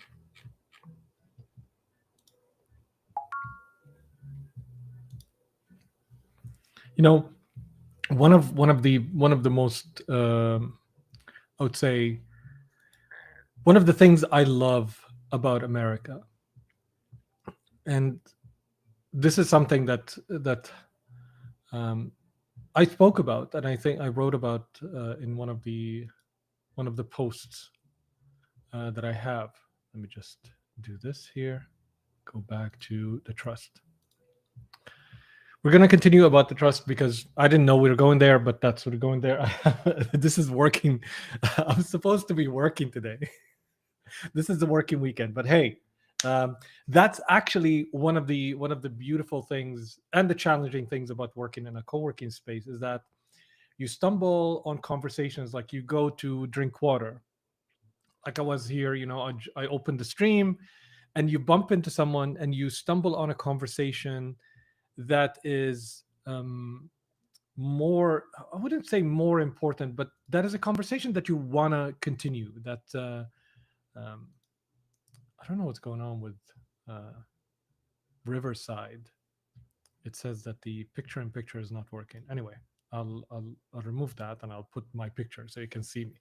So we'll go back to the speed of trust in a second. So you are in a co-working space, you bump into people, like you bump into an investor or another entrepreneur. I've had some of the most brilliant conversations. And you would start a conversation that you didn't intend to start. Like you're on your way, let's say, to grab something to eat, or just water, or just, like switching off, and you're coming back, and then you bump into someone and you start on a conversation, and your intention is not, maybe to talk a few minutes, but then you stumble on that and you want to continue. You want to continue talking, continue um, the conversation, because you're enjoying it, partly, sometimes because what you're talking about is important, and you are learning, you are exploring, and sometimes you just enjoy the person's company. And we've had conversations. There's this startup. What was their name? Oh my god! It was night. It was me and this entrepreneur at around 10 p.m. And we are in Launch Academy, and we're just working, and we start this conversation 10 p.m. It's the end of the day. You're already tired. You want to go home, and uh, you're just you're just done for the day. And we start this conversation that goes on, my god, I think it went on like for an hour and a half or something like that. And the conversation was about content. And I am a mentor at Launch Academy at the time, and I was like the head mentor, and I was the general manager, highly experienced entrepreneur scene. And this is an entrepreneur that was on his second entrepreneurship, really switched on, really smart, but he has a challenge. And sometimes it's not about you being smart. That's one of the things that you quickly learn. It's not really about how smart you are. It's not about the knowledge that you bring to the conversation. It's about having the conversation. Very similar to what Alex is saying, is doing the work will grow you. It's not necessarily the information you have. So it's not that I had the answer. It's that we were brainstorming together. And the outcome of what we did. So we talked about content. We talked about, well, he's writing, what does he write about? How can he crack this content game to reach to others? And we were not talking tactics at all. We were just expanding the conversation. And out of that conversation, he wrote one of the articles that he wrote, and it went viral. And the article is highly technical. But what we end up discovering or talking about is that it's really about a combination of course, you need to engage in the art of writing and write something. We call it the sizzle and the steak. Like you use the sizzle to sell the steak. You don't buy the sizzle. That psh, that is happening, but that the show of cooking the steak invite you to eating the steak. So the meat is in the steak, and the sizzle is what sells. So that's what we're talking about. We're talking about, well, how do we manage both? What's the sizzle? What's the steak? That's how we did it at the time. He wrote about it, and that article exploded, and it helped him a lot. And it came from a conversation that we had at 10 p.m., around 10 p.m., when we were all alone, where both of us were tired. We kind of the end of the day, and we engaged in a conversation that was highly inspiring for both of us. And it didn't come from, well, what do you think I should do about content, and me giving him, here are the 10 steps. It was more about, well, let's talk about it. And we discovered together what that meant. And then he put it to action. It worked. And then we spoke after, and well, here's what I did, and how we learned from it. And I think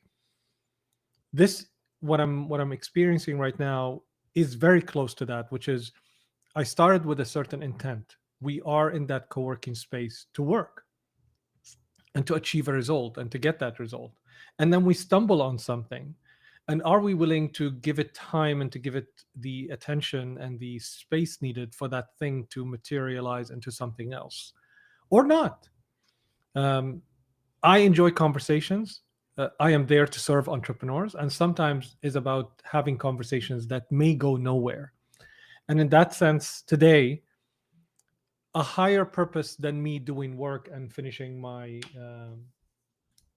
to-do list, which I can show you. It looks like this. All right, this is my notebook. So I'm starting to resort to writing rather than everything's on computers. Just coming back to that, and I love the idea of writing, and it has a physicality to it, if you wish. And I think coming back to the idea of allowing that serendipity to stumble on something to serve the purpose, and the purpose is to connect with people. The reason I wanted the stream is not to do work and for you to see me and for the stream to explode, even though I want all of that. But most importantly, the intent is to connect with people and to connect on something foundational that I believe in, that means something. So when I stumbled on a few things, I just pursue them, and I pursued wherever they take me. And boy, did they take me to something amazing. So today we discovered this public record for Oath of the Politician's Creed. We beat the algorithms, guys. In a way, we did. Like the idea of discovering this, I wouldn't have discovered it based on the YouTube algorithm. I had to post on LinkedIn, somebody to come on LinkedIn to tell me, hey, check this out, and for me to discover what that is. Thank you, Jim, and thank you for what you're doing. Most importantly is that the initiative itself is incredible. It addresses exactly what's wrong with politics today. Aside from shitty people being there, they're addressing the main reason, which is that politicians are not held to account. They're not being chosen based on the mechanics of trust, which is in complete alignment with what we're talking about today. So I really want to continue this speed of trust thing, because it's one of the first things, by the way, that I teach to everyone that I work with. We're opening a company right now in Egypt called Accentus Growth, where we help growth companies in transition of growth. You have companies always in 3 steps or 3 stages generally. There is the startup stage, where they go from an idea to proving that idea works to generating some revenue. Then there is the transition to growth, where they are struggling with finding out the mechanics where they can continue to generate revenue and continue to grow, and finding what we call a repeatable, scalable business model, where you can, you know how we talked about pushing the car. The idea is overcoming that momentum to getting the car to move. The transition to growth is where you do certain things and the car continues to move. And then scale is when you go to that is the 3rd step of the company, where you take the things that worked and you do more of it in different markets, at different levels, at different scales, but you are confident that this works. You just reapply it again and again, and with little changes. So we deal with companies in that transition to growth, because there's a lot of figuring out, there's a lot of experimenting, there's a lot of discovery, and that's something we love to do, and we love to help entrepreneurs do. And it requires a lot of, you can't discover it on your own. You can, but it takes a long time, anywhere between 1 to 3 years, unless you stumble luckily on something. And if you hear cracking in the background, that's my household waking up and doing stuff in the kitchen, streaming from home, work environment. So I think that is the idea of that is what we were doing in Egypt, which is doing Accentus Growth, which is we're very excited about that. I think the first thing that we need to always start, the first thing that we always do, that I do, is to start with the speed of trust, the elements of trust. Not because the speed of trust itself, but because it's one of the few and only books that I know. That's the coffee machine in the background. And these are the sounds of that you would usually hear in a co-working space. So the idea of speed of trust, it gives the mechanics of trust. So anyone that I work with, and when we started Accentus Growth, the team, I start with the speed of trust.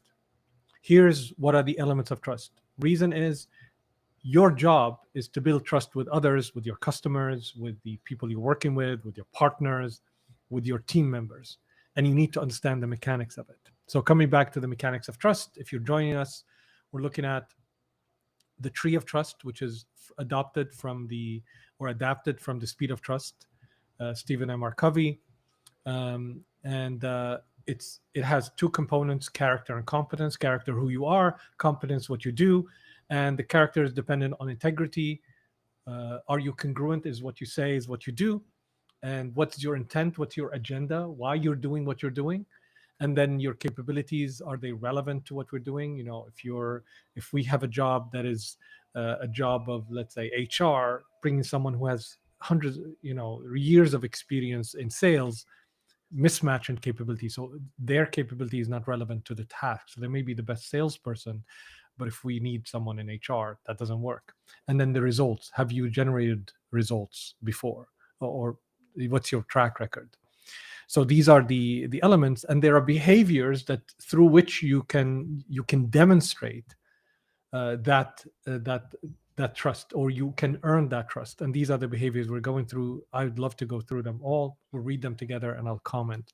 So character shows up in the following 5 behavior. Behavior number 1, talk straight, be on truth, let people know where you stand, use simple language. So none of that bullshit, like big language that hides what you want to say. Not that anything wrong with using big language that are needed for the thing. Basically, don't hide behind language.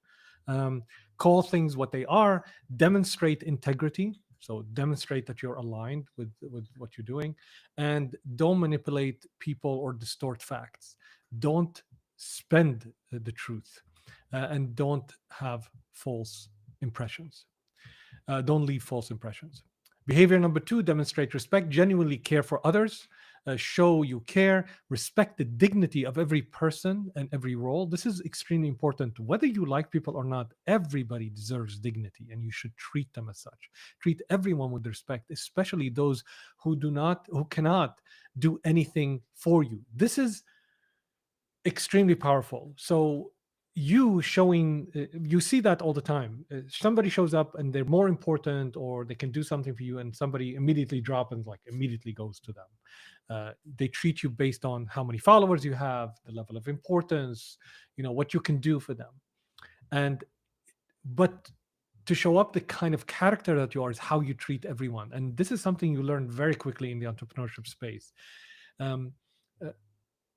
This is something I love about the startup space, and I loved about working at Launch Academy, is that you meet people, and you meet the top entrepreneurs, the top investors. We're talking hundreds of millions of dollars, and everybody will talk to each other with I want to say they're very humble, but it's not made up. Like, you would sit with a billionaire and you would talk to them like a regular person. And you won't have on your mind that they're a billionaire. Some people would, but to demonstrate respect is how you treat them, regardless of what you want from them, and whether or not they're going to do something for you, whether or not you can raise funding from them, whether or not you're going to end up doing work with them. And you've seen both. You've seen those cutthroat people who would come talk to you, and if there is nothing to be meant, it's like, okay, nice meeting you, and they go away. And you can sense it. So I think this is, treat everyone with respect, especially those who cannot do anything for you, is such a powerful point. Show kindness in the little things. Don't fake caring. Don't attempt to be efficient with people. This is so good. We talked about sitting and doing this conversation at 10 p.m.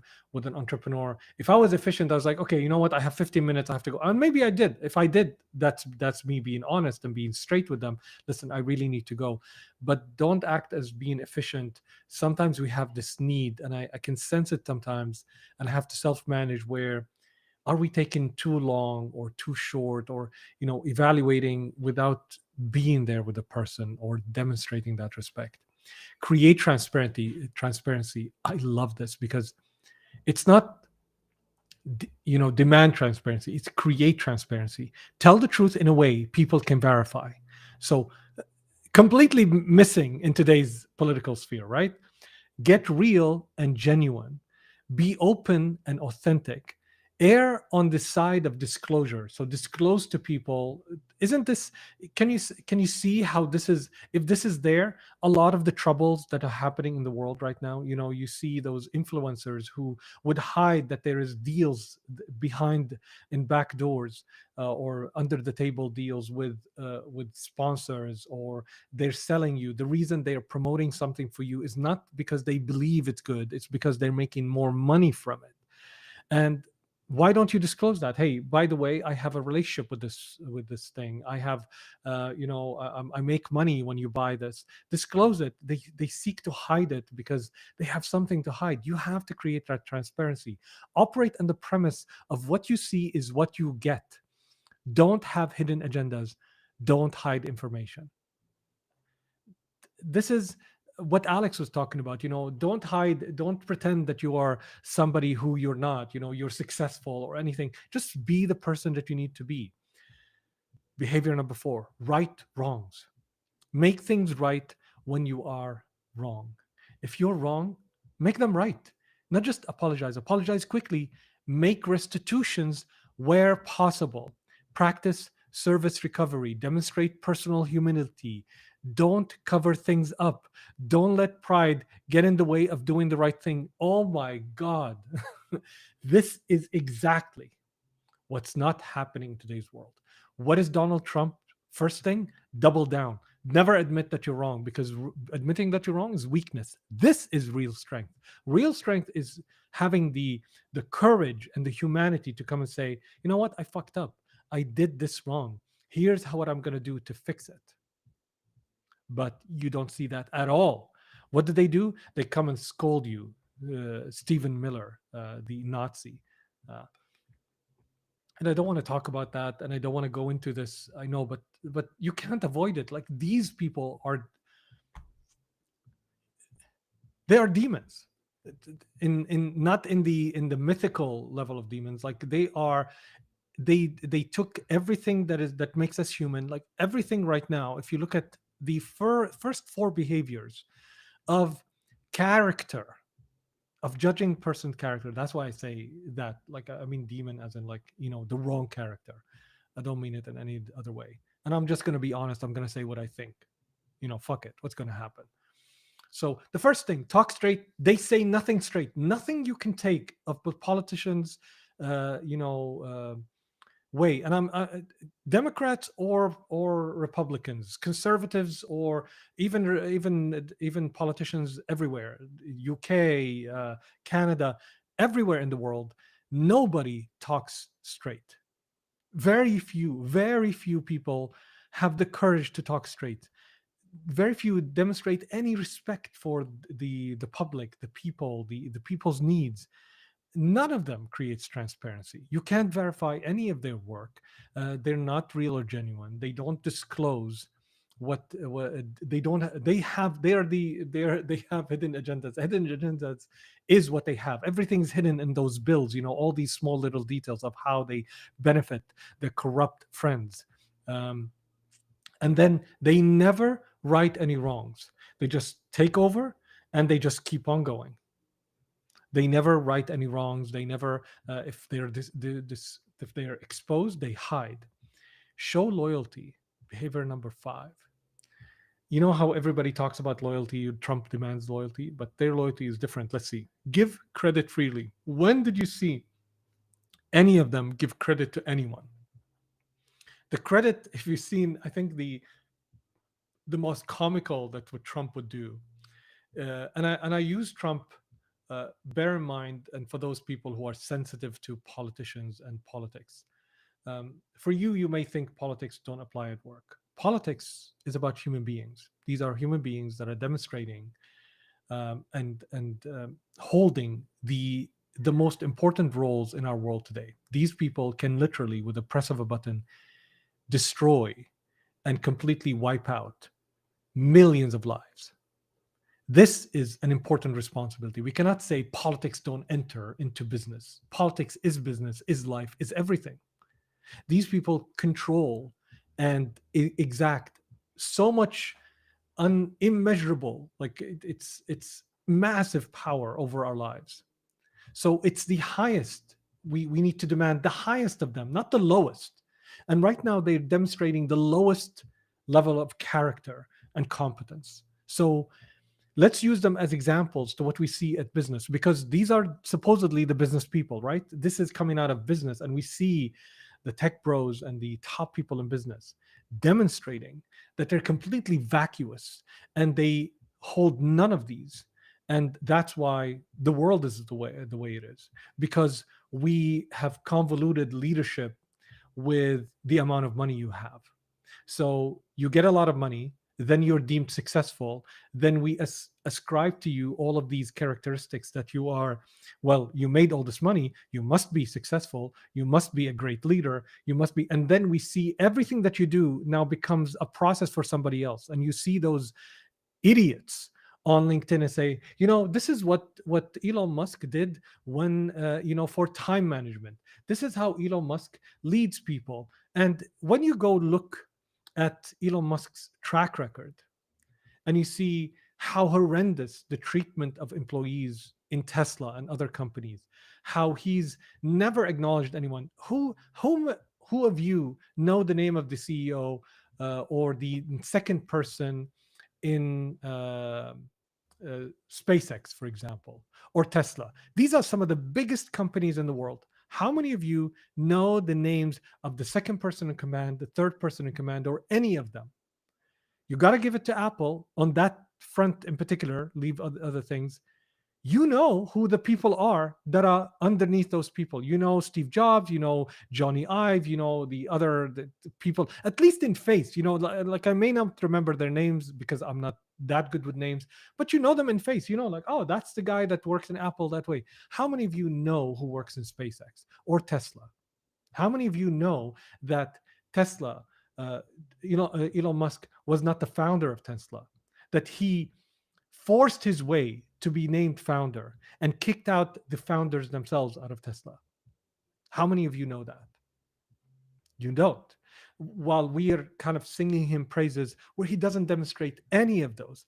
Elon Musk never, ever talks straight. Everything he says is lies. All the promises that he promised, you can go back to 2015, 2016, in 2 years, we'll have self-driving. We'll be on the moon in 2020 or 2023 or 2025. Not on the moon, sorry, on Mars. All of that bullshit. Never talks straight. Never has any respect for anyone. Look at his Twitter. Zero respect for anyone. If you remember, before we got into politics, there was these kids that were stuck somewhere in a cave. Where was it? Nepal, was it, or something? Malaysia? I don't remember. But there were these kids that were stuck in a cave, and there was like this effort to save them. And he suggested, I'll send a submarine that will reach to them and extract them. That's his idea. Great. Now what the other person on the other side told him that this will not work because there's, I think, certain ways that the caves were. Elon Musk called him a pedophile on Twitter. The guy, I think, sued Elon after that. Complete zero respect. He didn't respect the dignity of everyone. He couldn't believe that someone told him that he was wrong about something or it didn't work. He didn't even tell him he was wrong. I don't think he was even rude about it. He just told him that this won't work. And he was so offended to the point that he called this person a pedophile. Bear in mind that this is the person who funded the friend of Epstein. Okay. And he said, what was his tweet? This is public record. He said, when he broke off with Trump, he said, his name is in the Epstein files. Well, why then, if you know this, why do you continue to support him and show up in events after that? Zero transparency. Everything he's doing in the whether it's Doge or anything that he's doing in Rife, there's no transparency whatsoever. He never rights the wrongs. Anything that he did wrong never comes back, never acknowledged, never apologized, never makes things right, and shows zero loyalty to the people that helped him along the way. This is one person. If you look at Mark Zuckerberg, it's exactly the same. If you look at all of these shitheads that sit on top of the world. We take their money, or how much they achieved money, and we ascribe to them as like, well, they must be a good great leaders. They must be, great at this, great at that, great at this. And then you have an army of people that take everything they did and turn it into a process, or turn it into some sort of philosophy, some highfalutin philosophy that they came up with. These are just ruthless people who got lucky, got successful, and they never acknowledge the people around them that made those companies successful. They make all the money. Everybody's left to deal with the consequences. These are not people that should be trusted, and they're everything that is wrong with our culture, with our humanity, as we can see from the behaviors that demonstrate trust. If this is true in your life, why do you then support those people? If this is how you want to build your company, how you build your life, why do you agree to allow for such people to behave in the way that they behave, and still let's say reach the levels, or be respected, or be given any kind of credence or acknowledgement as someone who's deserving to be at that level? We're doing great. I think we're like 2 hours in. I'm going to continue the behaviors of trust, and then there's a very important video we need to watch together. Let's talk about competence. So this is character. It shows up in these 5 behaviors. This is how you show your character: talk straight, demonstrate respect, create transparency, right wrongs, and show loyalty. Let's talk about competence. Competence: deliver results, establish a track record of results, get the right things done. This is crucially important, guys. I can't tell you how important it is that it's not just that you do things, that you do what you said you're going to do. You have to get the right things done. Like right now, destroying the White House. Is he getting his ballroom done? Yes, he is. He's accomplishing something that he wants to be done. But here, let's accomplish what you are hired to do. Was Donald Trump hired to do the ballroom? Was Donald Trump hired as US president to bail out Argentina? Was he hired to cut Medicare? In fact, in his speeches, many times he said, "We're not going to touch these Republicans. They want to cut social security. They want to, cut we're going to fix, what is it? He said, we're going to repeal and replace. Repeal that was like, I think, the first, the promise of the first presidency. Repeal and replace, and completely failed. And now he's cutting out the benefits, I think, for 17 million. If I think the latest number is something around 24 million people. They're going to lose their health care. Hospitals closing everywhere. He is getting the ballroom done, but that's not the right thing. The right thing is to make the lives of Americans better, not put on an AI video that shows him, the president of the United States. I don't care if you hate every person that is there. Your job. It's like going into a hospital, and the job of the doctor is to take, that's their job. And because for some reason they don't like you, they're gonna shit all over you.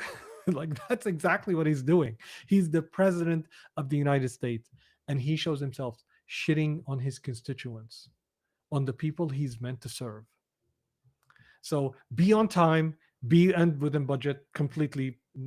Always golfing, not on time. And I don't mean this to be about Trump. I don't really care about him as a person. He's completely, I think, definitely going to be mentioned in history. Definitely going to be laughed off of history. Going to die soon, like, hopefully. And I think one of the things that we need to acknowledge, that as a person, to reach this position of power, who are we that allowed this to happen? And I think it's because we forgot these things, not in our daily lives. When I'm talking about these things, I'm sure it resonates with everyone. And I think while this resonates with everyone, we don't actualize it and make it a core thing of what we do, like this oath that we saw with the oath of office channel, public record for oath of a politician's creed. This is something that's supposed to be just the norm, but it gotten so bad that now to stand out as a politician, you have to say, well, I'm not those guys. Don't overpromise and underdeliver. Exactly what it is. Overpromise and underdeliver. That's Elon Musk in one sentence. Overpromise, never deliver. Don't make excuses for not delivering. What does the whole of the Republican Party and the Democratic Party by like, if you think of all of them, what are they saying all the time? It's, the Democrats will not work with us. Oh, the Republicans will not work with us. Oh, this will not do that. They don't do. They always filled with excuses. I mean, the mainstream media is all about bringing those people on for interviews, for them to tell us why they couldn't deliver for the American people and the world, and why they are so shitty. It's just excuses for why they're so shitty. Behavior number 7: get better. Continuously improve, increase your capability, be a constant learner. See, it's not just staying. What do we hear from them? Funny enough, Elon Musk was on TED. I think that's what he said. I think by now, nobody knows about manufacturing more than me. That's what he really said, with a straight face. And it just boggles my mind that after that, not everybody in the business world should have laughed so hard at how ridiculous that statement is. Rocket scientists, what is it? I think if you bring Einstein today, he won't tell you that nobody knows about Einstein's theory of relativity more than me. Like, he won't even say that about himself. You never heard Steve Jobs say, nobody knows about customer experience more than me. This is to show you how narcissistic and how full of themselves and how full of shit these people are. Same thing, Donald Trump. I know more about batteries, everything. You give Donald Trump anything, I know the most. I'm the best. I know the best people. I know the most about this. Nobody knows than me. Nobody can fix it but me. They never improve. They're never better. They're always shittier than before. They never increase their capability. They just talk up their capability.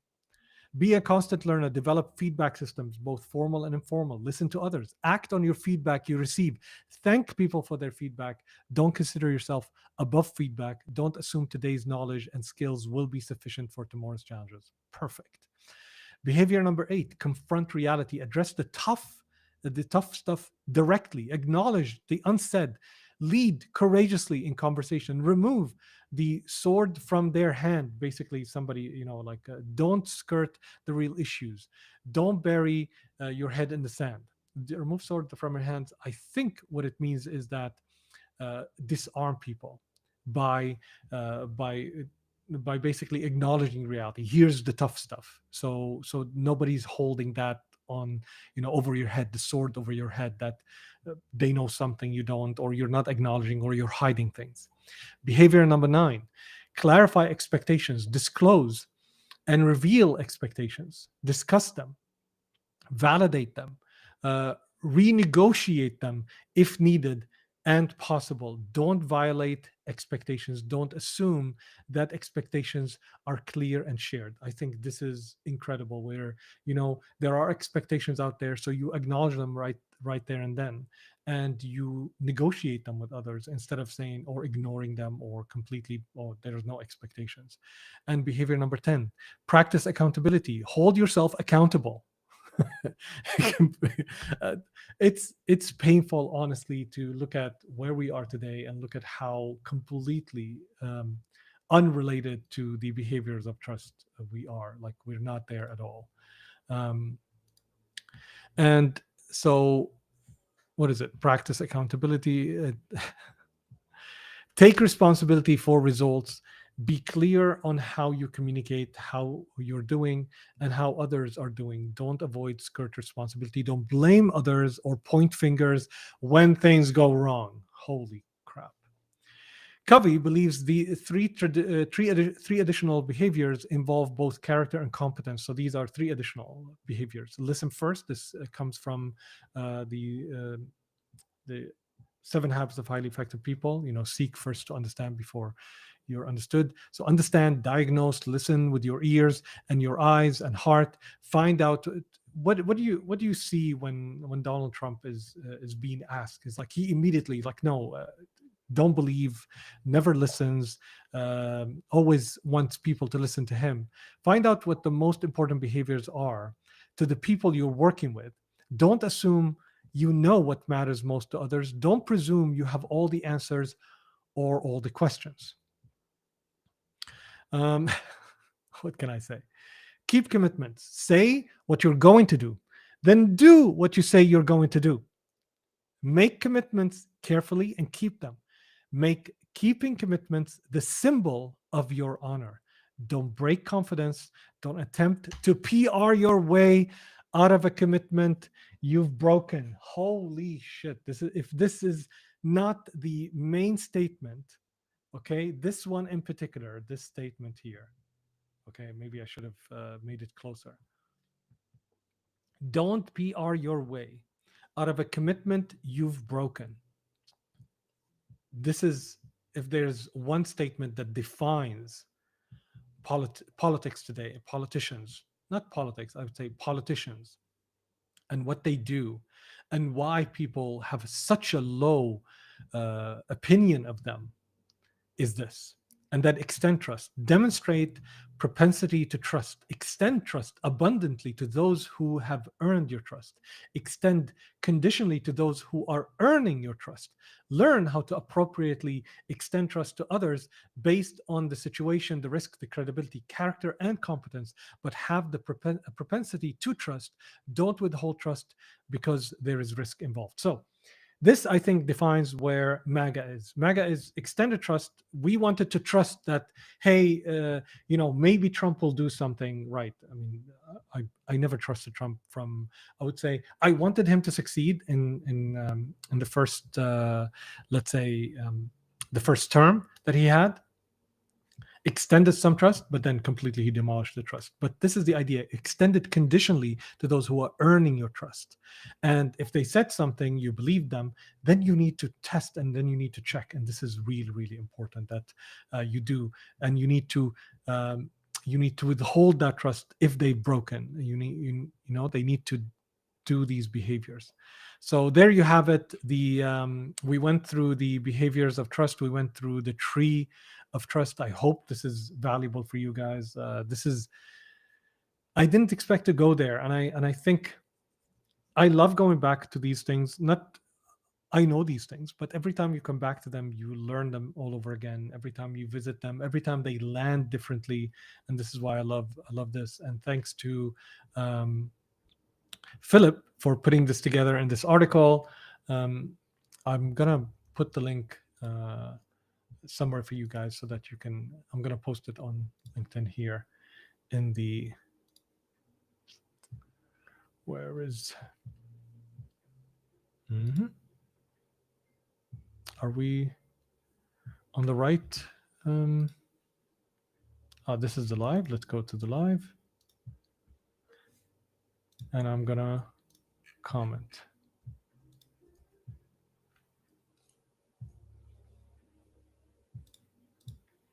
And we're gonna take whom do you trust and why. I love this.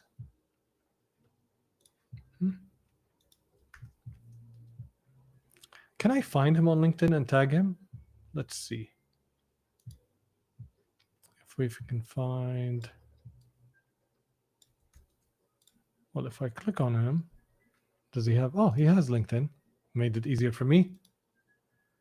Thank you, Philip. I'm gonna connect. Add the note. Love. Thank you, I would say. Hi, Philip. I used your article on my stream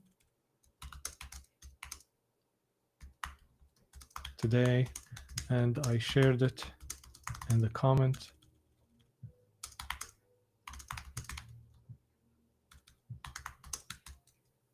Thank you for posting it. That was really useful.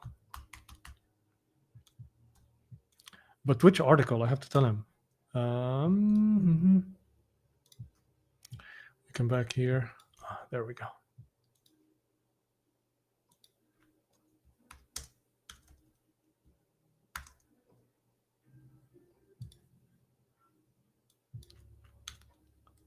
I love Covey's work, and it's more important today than ever.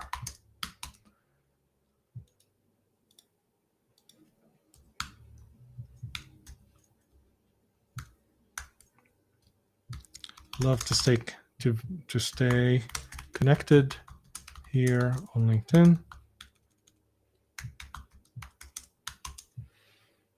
There you go. And I will tag him on the, where am I writing the live show? Did I miss it? Here we go. We can today. I can say, here's the article by, will it tag him? It's not tagging. Okay, I don't think, maybe it doesn't tag in the stream.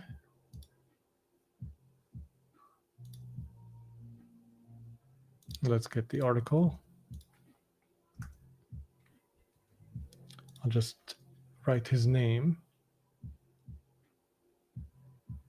Where is the copying?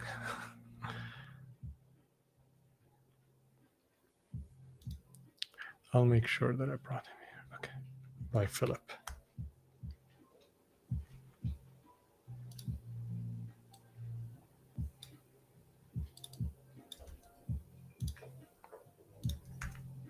All right. Always acknowledge people's work, right? So now we have it. Stop sharing. All right, so where do we go next? Any ideas? Use my whiteboard. It has annotation as well. So that's Iman is telling me use my, let me see what Iman has. Oh, this is interesting. Let's play around with that.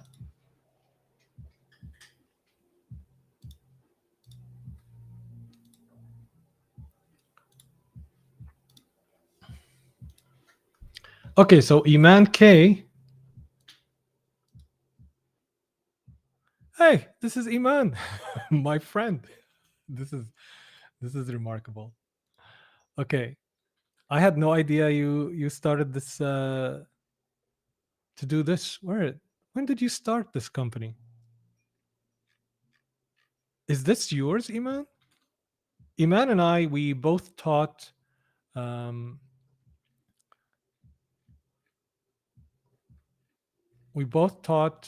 marketing, digital marketing at the Cornerstone like several years back, before pre-COVID. So we go back, and we were wanting to do something together. And now he sent me, he's like, AI-driven MarTech specialist. Okay, we should work together. So this is, site is under construction, transform your browser into a digital canvas. Okay, 100% free in your browser. What is this? Is this like Miro? It is like Miro, but let me see. I'd rather use my friend's work. You won't regret it. Okay, let's do this. Let's hit. We won't regret it. Extensions, add to Chrome. Let's do that.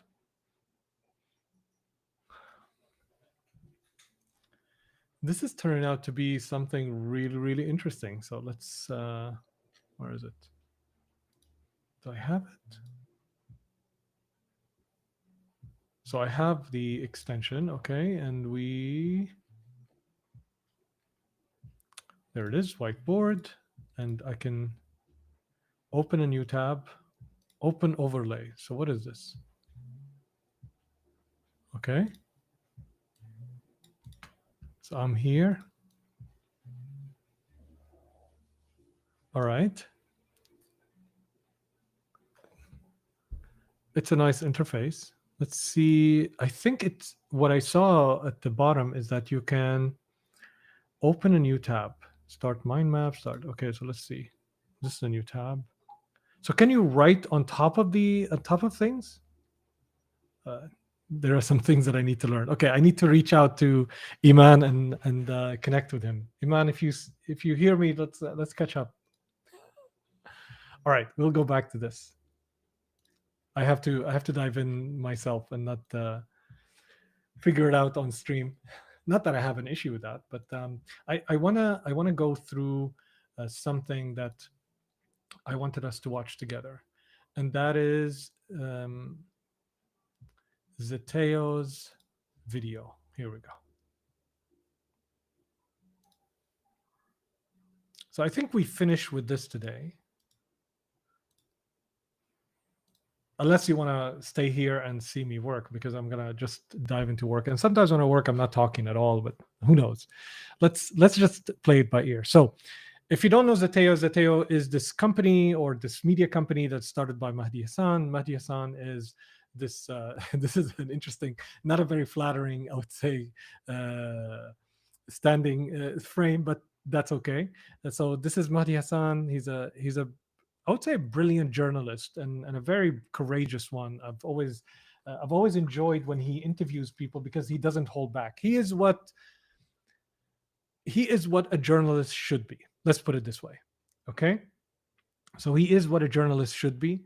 All of the other journalists suck, honestly. Like no matter who you think on Fox or CNN, most of them,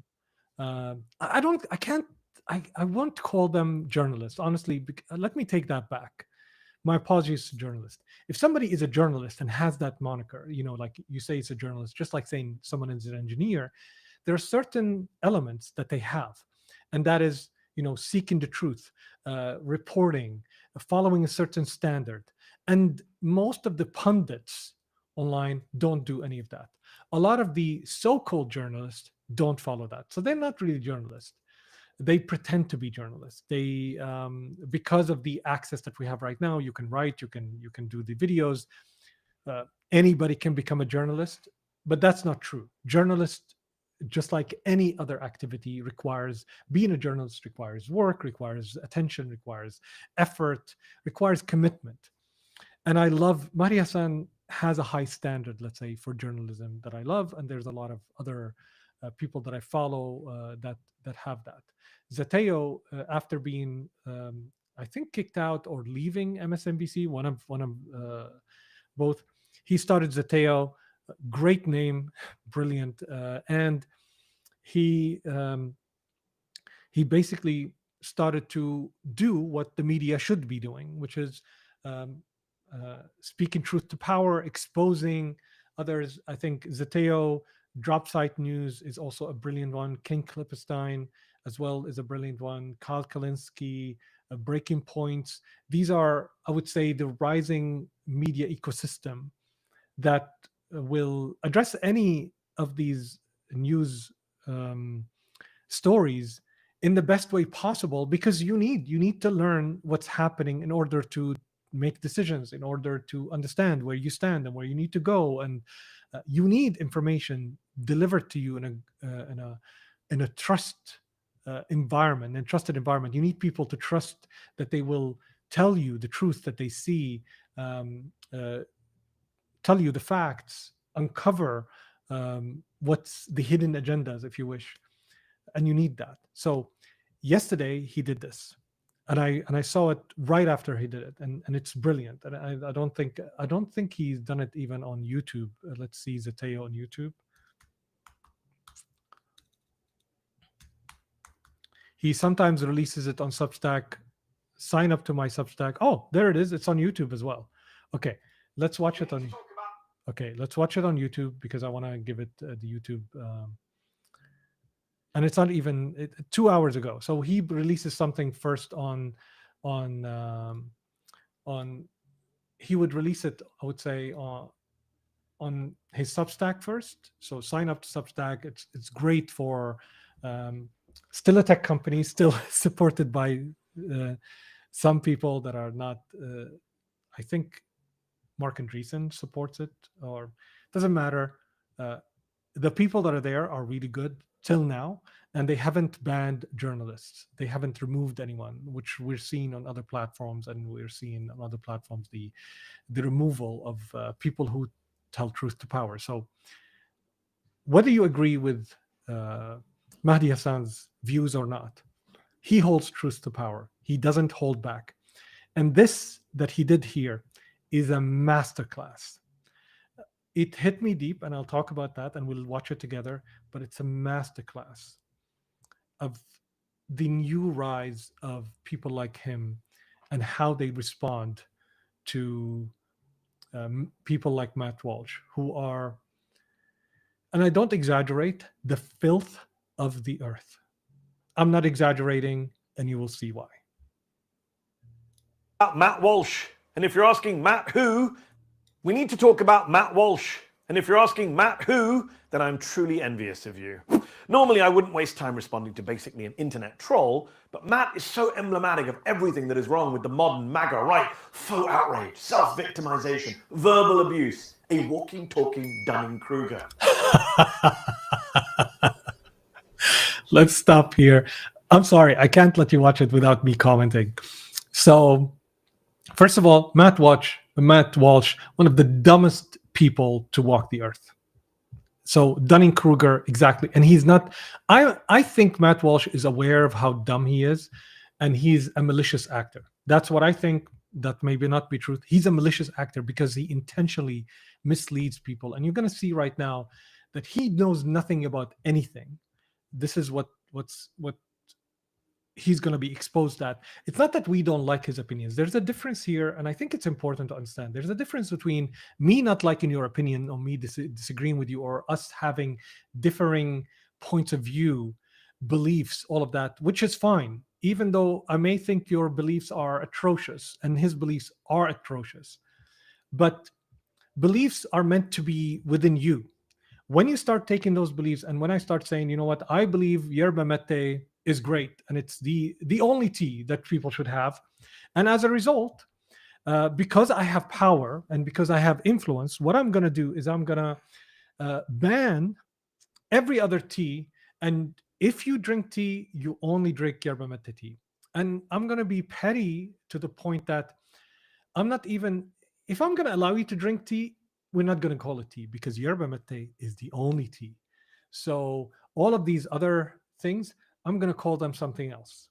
And I'm going to, because I have power and I have influence, I'm going to chastise you for drinking anything and calling it tea.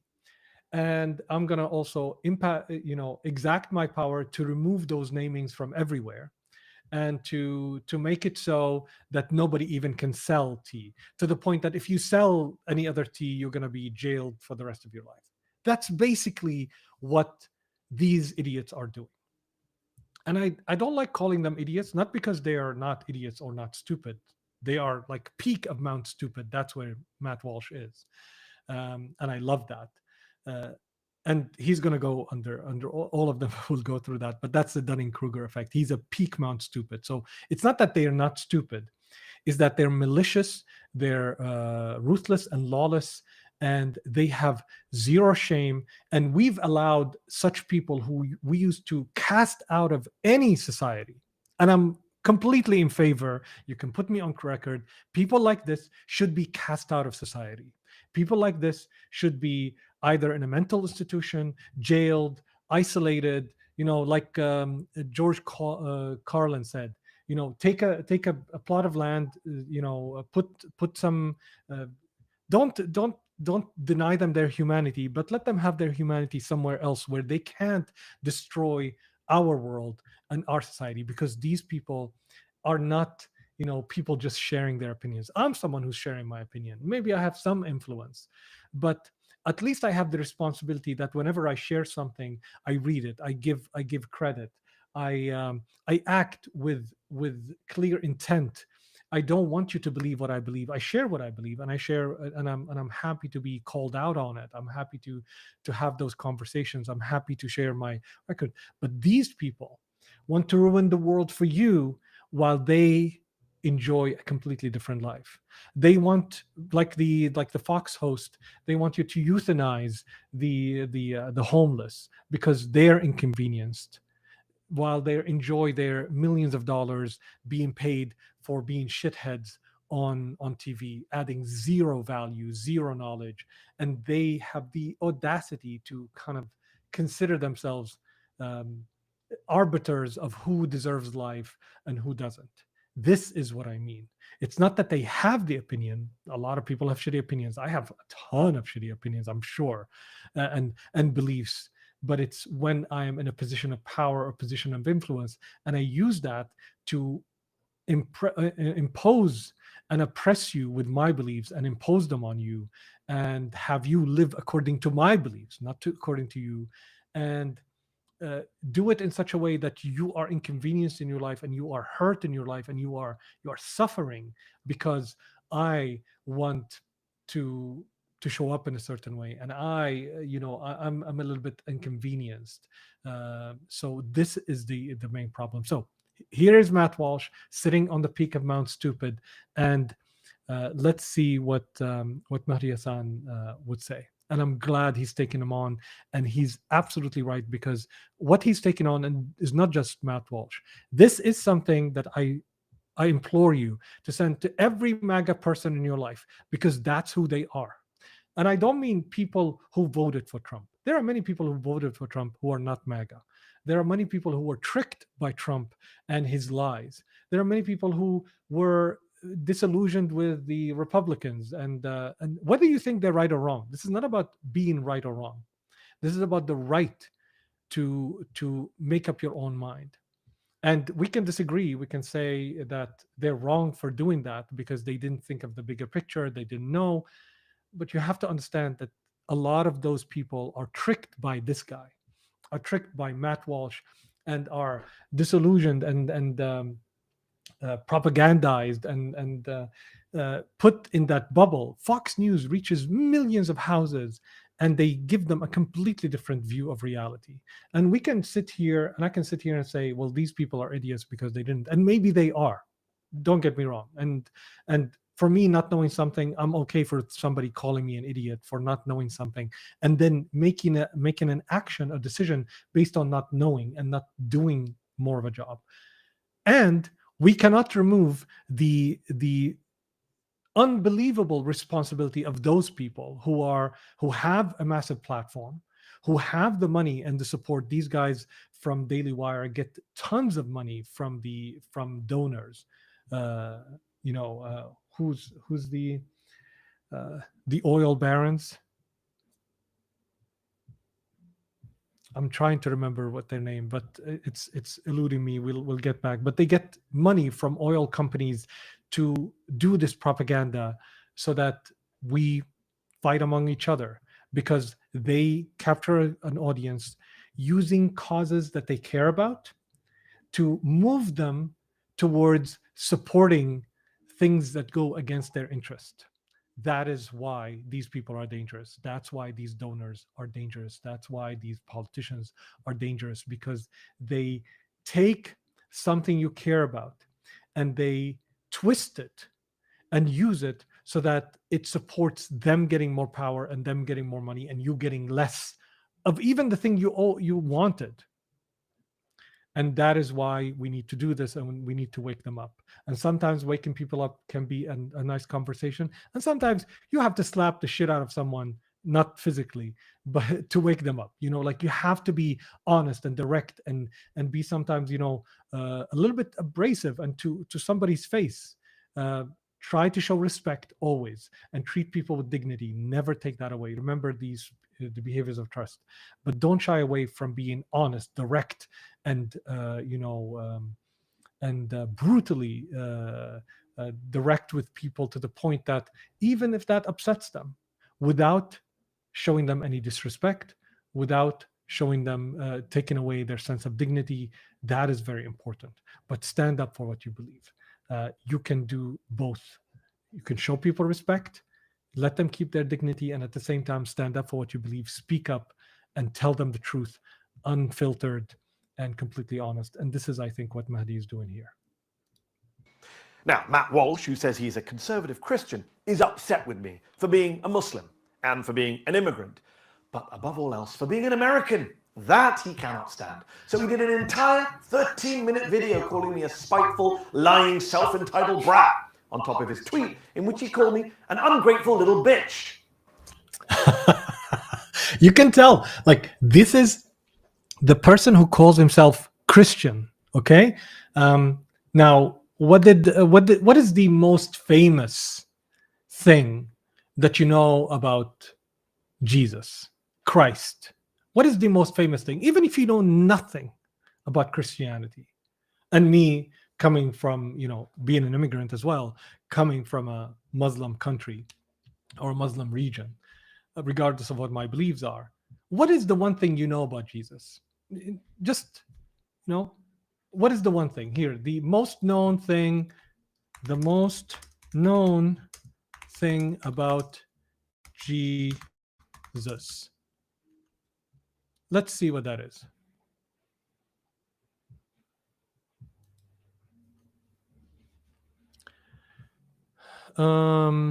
Behavior, I would say, with the most known behavior that Jesus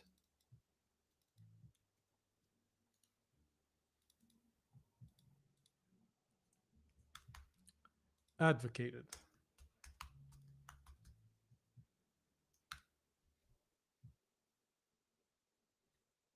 There it is.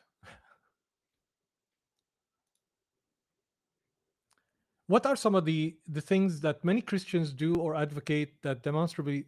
No, okay, this is teaching, but this is where we're going. This is what I mean. Like, if you look at Jesus taught, love your enemies, do good to those who hate you, and pray for those who use you. Right? Turn the other cheek. This is the most known. If you say anything about, if you know nothing about Christians, if you know nothing about Christ, if you know nothing about Jesus, the one thing you know is turn the other cheek. Everybody knows that, even if they haven't gone to church. Love your enemies, do good. Isn't it incredible that these who call themselves Christian, the first thing that they do, the most thing that they do is completely the opposite of the most well-known thing about Jesus and Christianity and Christ. It drives me insane, the incongruency, the lack of integrity of calling yourself a Christian and being opposed to the most Christian thing that you can be is unbelievable, which is why he sits on the Dunning-Kruger peak.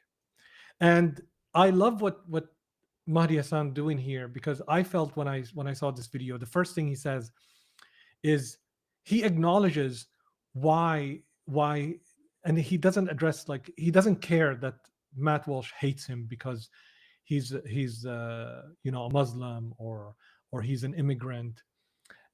He doesn't care about this. He just identifies it and points it out to people. He's not going to tell him, well, you're racist, but which he is. But he's going to break it down in a different way, which is incredible and I love. And he says something that I think will infuriate everybody who's in MAGA, that he's American. Because this guy, Matt Walsh, he looks at himself and say, I am America. I am American. And he looks at Mahdi Hassan and says, you're not American, for all the three reasons. Being Muslim, being immigrant, and standing up for what America is makes him an American. You will see. Titled brat on top of his tweet, in which he called me an ungrateful little bitch, just as Jesus would have said. Now, before we get into the substance of Matt's claims, if we can even call it that, before we get into what I said about Muslims, and the founding of America. A little bit of background on who Matt Walsh is. Yes. Shock jock podcaster, former radio DJ, and now basically that Daily Wire guy who isn't Ben Shapiro.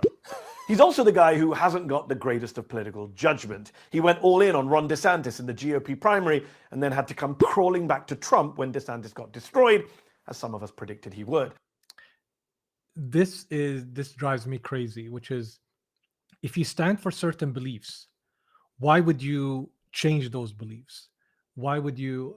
It shows complete, you shouldn't trust these people because they are just political. Let's say they follow what's convenient and what will get them the most views and what will get them the most money. Matt is also the guy who said COVID wasn't a big deal, that, quote, it's totally irrational to panic over this virus. Yes. He later admitted he got it wrong. But here's my favorite. Matt was so bothered by a black woman playing Ariel in the Little Mermaid movie that he actually said this. From a scientific perspective, okay, it doesn't make a lot of sense to have someone with darker skin who lives deep in the ocean. There are no...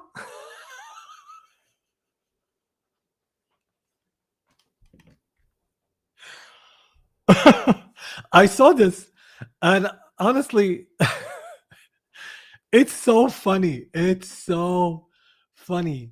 This is like, look at this face. Look at this face. Honestly. And what does he have on his computer? A woman is someone who identifies as a woman. Okay. Yes, because he has this documentary, What is a Woman, where he completely gets dismantled by scientists, and he positions it in a different way, and completely, even on Rogan, he gets dismantled about trans people. But anyway, that's a different thing. But can you imagine? Look at this face. Look at this guy who's in his studio, hundreds of, I think Daily Wire got $100 million investment to create this for this idiot, okay, this good for nothing person that you shouldn't listen to him about anything, to say this, to talk about a cartoon or a movie for kids, and to scientifically say that you cannot have dark skin, because I can't even talk. What can you say about this? Honestly, what can you say? A lot of sense to have someone with darker skin who lives deep in the ocean. There are no words to describe how dumb you have to be to try and make scientific arguments about the skin color of mermaids, which are fictional fucking characters, Matt. This is the guy who millions on the right turn to for intellectual guidance, historical analysis, and thought leadership. Then you wonder why this country is so screwed right now. Absolute genius. Brilliant. Just brilliant. And with his English accent, which is perfection in the way he enunciates and the way he speaks, it just adds to it. I know it's my thing, but I think it just adds to it, like how inarticulate and dumb Matt Walsh is. From his opinions to the way he speaks, to everything about him is the antithesis of Mahdi Hassan. I want to stop him on a good frame here. The antithesis of what Mahdi Hassan is, and Mahdi Hassan is like leaps and bounds smarter, more educated, more articulate, but most importantly, someone who has trust, someone who's there to add value to you, someone who's there to not trick you. So this is not about comparison. That's what I want here to get, is that the reason why this is so great, and the reason why Mahdi Hassan is brilliant here, is not because he beat him in a debate, because this is what Charlie Kirk even did, which is in the debate he outsmarted someone. It's not about that.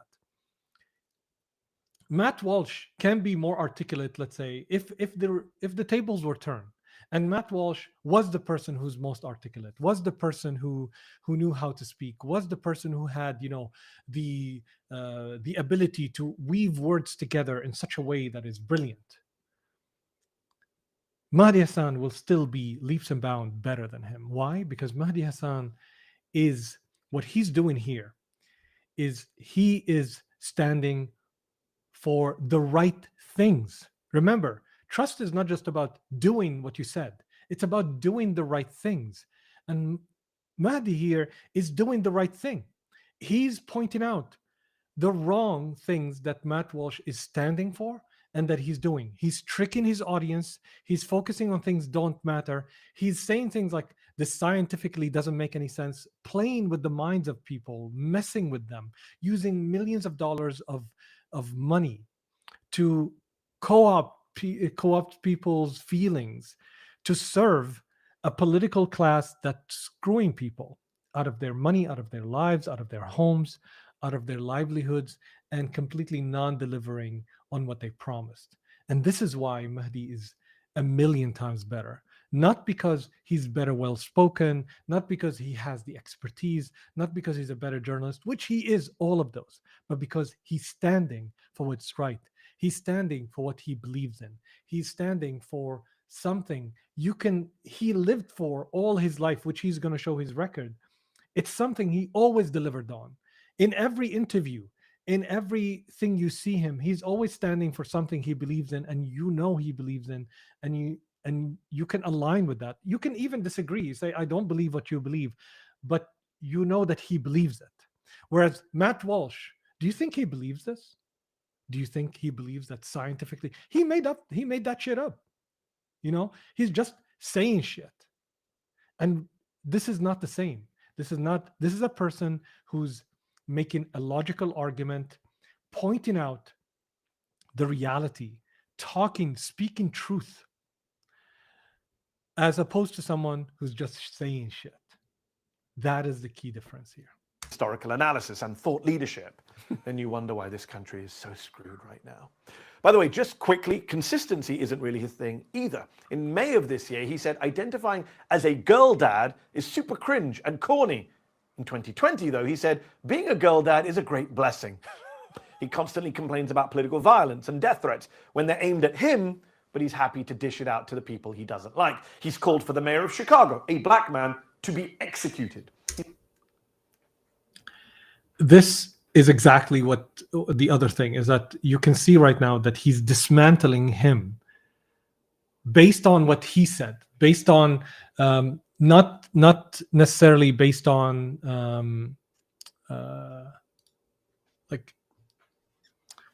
not based on what we think, and not based on our ethics, let's say, even though I do believe that ethics and principles are something universal, but even on his own standards, he fails. Which is why you shouldn't ever trust these people. You shouldn't ever take anything they say. These people belong, as I said, exiled from society. And if they want to come back, they need to grovel. They need to apologize. They need to fix their mistakes and work all their lives to earn even a little bit of our trust back. Preach. He's called for Jimmy Kimmel, a comedian, to be arrested. He once said this too. But it is in fact true that you have to make people hurt. And I'm sorry, but holding signs and yelling loudly will not make anyone hurt. You have to make people hurt. Yeah, great guy. Now, what's really bothering him about me is that I said in a recent visit to Dearborn, I think that if you can play church bells, you can pray the call to prayer. Isn't it okay for Muslim Americans to broadcast a call to prayer?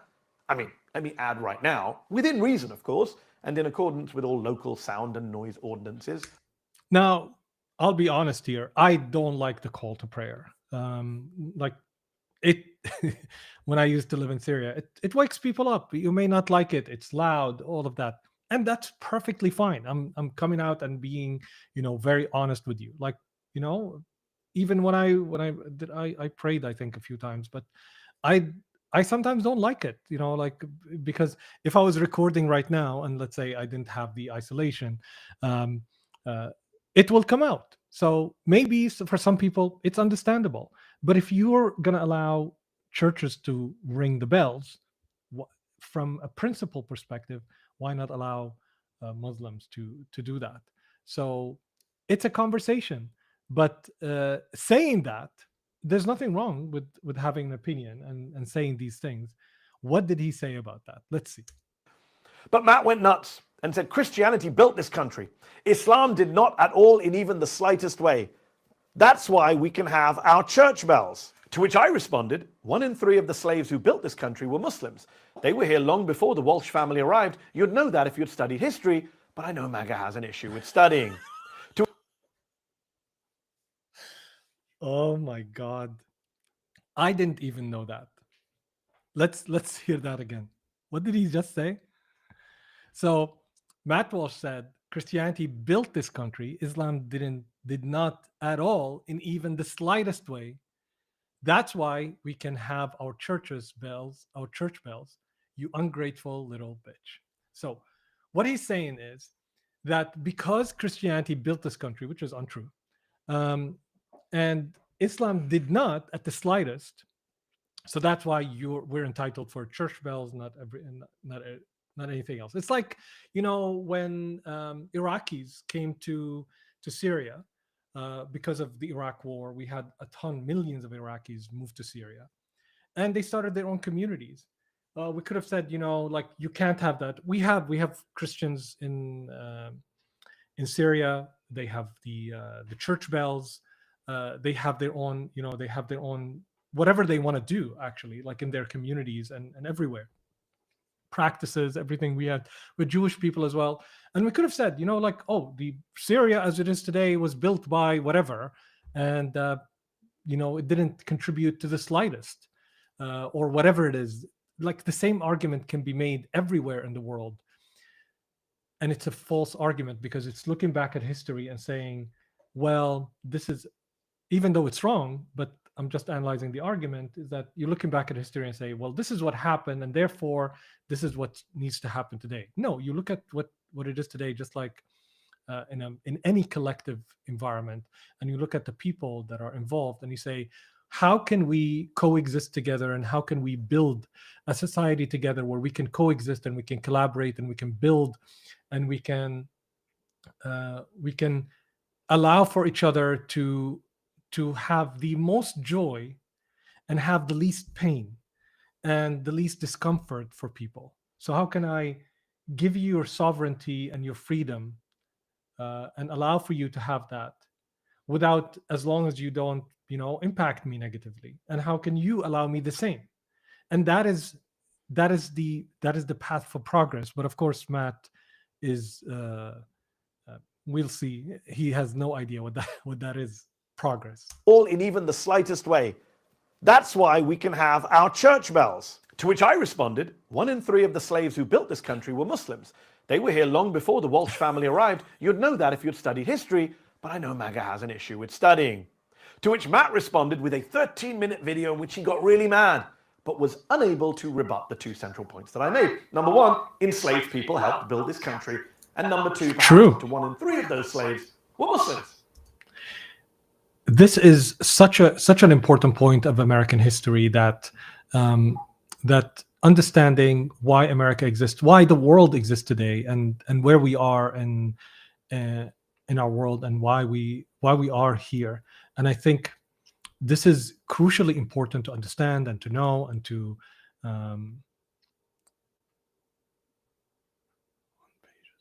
somebody's writing something. Check out the questions answered on the table. On page. Okay, got it. Sorry, I'm reading any points. I'm enjoying the hell out of this, Hussein, but I've got to pivot at this point. We'd love to chat some more. Okay, thank you. Thank you, Jim. I appreciate that. It is meant to be a long stream, so you can join me at any time. And let's like some of those. So we'll come back to Mahdi in a second. I think the one of the things that we really need to acknowledge is that there is no such thing. So whether it's America or wherever you are in the world, there is no such thing as we did this and we did this on our own. Okay? Let's just end this thought. There is no people, there is no existence for any of us if it wasn't for the rest of us. Period. End of story. That's the truth. All right? We are a species. Our evolution, our growth, our learning, everything is cumulative. Everything we enjoy today, this thing, this phone, came to life from millions of people's contribution. We had to invent math. We had to invent physics. We had to invent electronics. We had to teach a ton of people. Millions of people were involved in the livelihood, okay, in the lives and the contribution of every single person who contributed to this phone.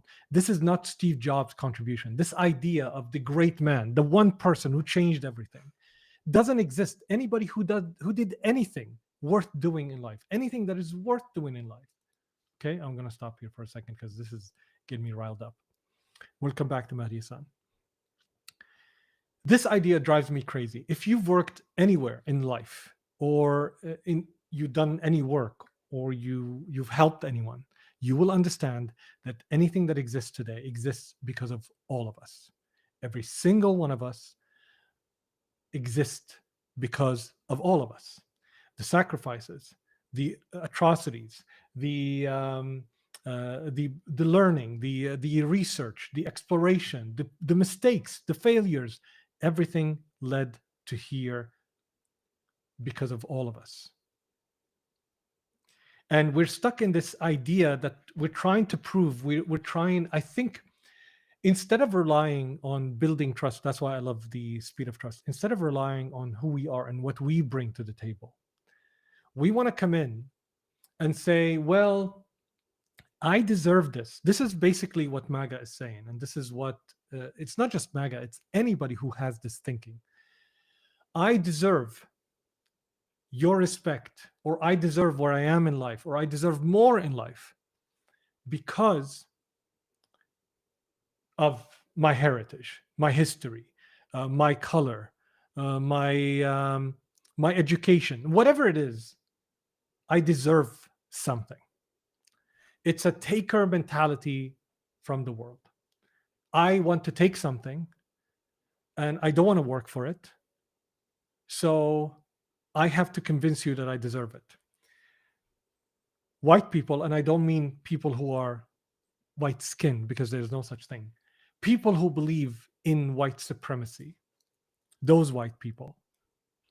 And let's say brown supremacy and black supremacy, anybody who believes in their supremacy or intellectual supremacy, because of intrinsic characters more so than anything else that they've earned. Intrinsic characters are completely out of their fucking mind. Okay? Because what they're trying to prove is because I am Muslim, so I own, or all of the accomplishment of the Islamic Empire or whatever it is Muslims have done, it's me. It's in me. I've earned it, or because I belong to that group, it's like it flows through me, or shit like this. It's just illogical and doesn't make any sense. And anybody who studies or read one book in their lives will inch out of that toxic mentality, toxic for them and toxic for everyone around them, because you come from a mentality of you're owed something by the world. You come from a mentality that you have some sort of privilege that the world needs to acknowledge, and people around you need to acknowledge, that they need to acknowledge that you're the white person that brought enlightenment to the world. You did it. Humanity brought enlightenment to humanity, because enlightenment would not exist unless they read the translated books that Muslim scholars have actually spent hundreds of years building. And those books would not exist if they didn't translate the books and the thinking of Aristotle and all of the thinkers from the Greek civilization. And those people would not exist, and so on and so forth. None of them would exist if it wasn't for the first humans that came out of Africa and populated the earth and adventured and expanded and grew and developed. So who owns that? Is it your father? Is it your grandfather? Is it your great grandfather? Who owns the accomplishment that it is today? Well, it's not you, and you don't inherit it by inheriting a color or a look or a name. What if you were adopted? What if you were really in the lineage of Jesus himself? Okay? What if Jesus had a kid? You might call it heresy right now.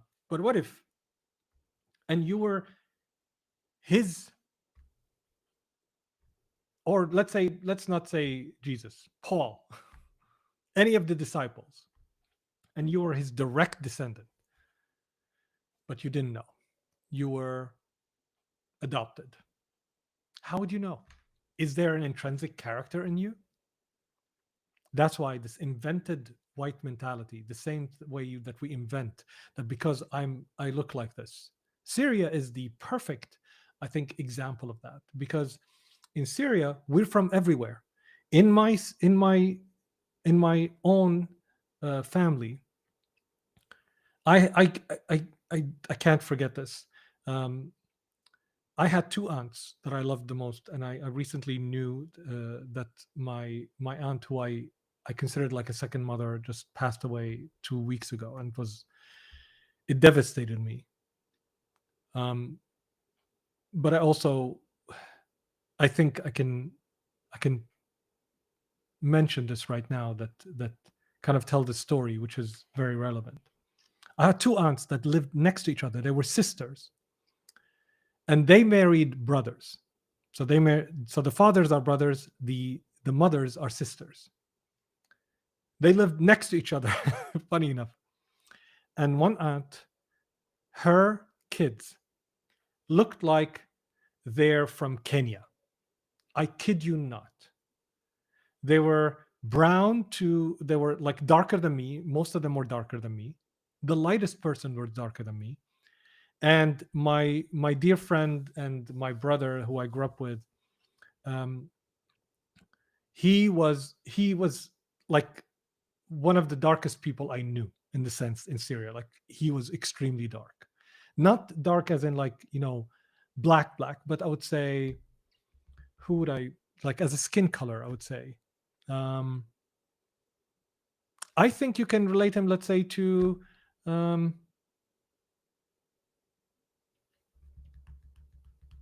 like Beyonce color, okay? That kind of tone, color of skin. So he was a black person. From, let's say, if anybody saw him and didn't know where he comes from, they would think, oh, you're black, as the categorization that we have today, the silly things that we have. And on the next home next to them, they were German white. I mean, like blue color eyes, green eyes, white skin, blonde hair, kids. They live next to each other, two mothers, two brothers. This is Syria. If anyone wants to know, in fact, there are some historians that say, if you want to know your history, wherever you are in the world, go to Syria. Syria is like, because the writing was invented there, the earliest writing. We had so many civilizations pass through there, Romans, Persians, everybody passed through Syria. Syria is the country where everybody lived. So we look like everybody. We are every human, basically. You can find everybody. And in Syria, you go to Syria wherever you are from. Anybody who went to Syria will tell you, I don't know right now, but how Syria was, regardless of the political climate. You would go to Syria and you would feel right at home. Nobody would treat you based on your skin color, where you come from, all of that. Now, that doesn't mean there was no biases, there was no racism, there was all kind of biases. Of course there is. We are human beings after all. But I'm saying that it wasn't like, it's not part of society. There are people like that, but it's not part of society. The complete opposite of where America is right now. So why am I saying that? Because it taught me, or it taught us, that we as human beings, we're everyone. And Syria's civilization, and how Syria got to become Syria, which is one of the most educated, one of the most developed I would say, on an intellectual level in the Middle East, Syria and Egypt. Egypt has a 5,000 culture that was of course impacted by Muslim culture, but it was for the longest the most isolated out of the, let's say, the rest of the Arab world. And probably the most isolated is the Gulf countries. But Egypt was there because it was like a monoculture. It was like, I'm making a lot of mistakes here. Obviously, historians will correct me. But compared to Syria, where by definition there were, like, at any given time, several cultures living, or several civilizations living next to each other. You had the Phoenicians on the beach. You had Sumerians at the north. You had Palmyra. You had to the south. You had several civilizations coexisting next to each other at similar times. And you had many, because of Silk Road and many of the kind of civilizations and the conquest that passed through Syria, that left us looking like everybody, not just looking, thinking like everybody, and it created that kind of unique, I would say, a tapestry of what Syria is. And that is what kind of America has the opportunity to become. And these idiots don't want that. And they have the audacity to be the dumbest, I have to say this, the dumbest motherfuckers on this planet. Okay? Because there's no other way of kind of describing them. The dumbest, absolute dumbest. And I don't mean like dumb as intelligence. There are people, there are areas where I'm, dumb, I'm not intelligent. No, I mean dumb as in maliciously dumb, by choice. And pursuing the things that matter least about your humanity. What matters least? What matters least is who birthed you. Why does that matter? We know by definition that there is nothing that transfers through the genes. They try to prove that. They spent hundreds of years trying to prove that somehow, that if you're born, black, brown, whatever, white, if there is such a thing called white, because white, there is no such thing called white. What is white? Is it German white, or is it like UK white, or is it, or is it French white? Each one is different.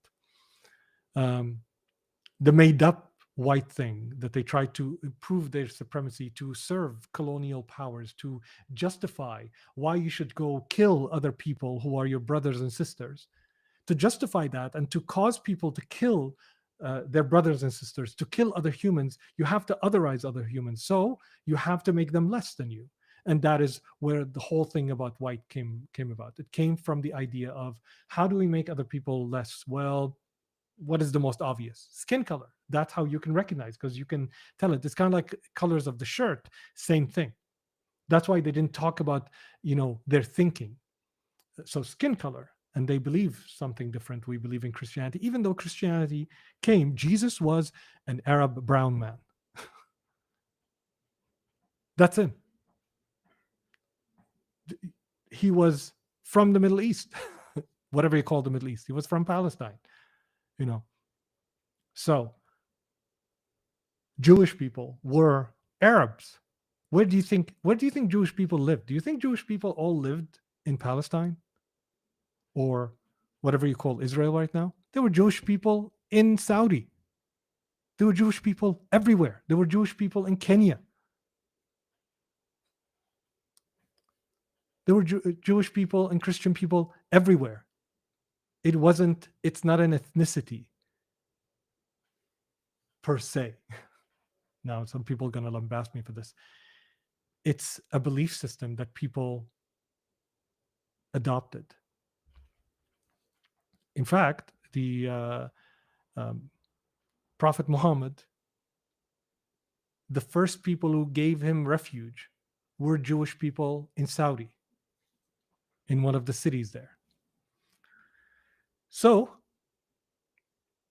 These people, somehow, they decided that your lineage, where you come from, is something that gives you privilege, something that makes the world owe you something. Why? Because they're lazy.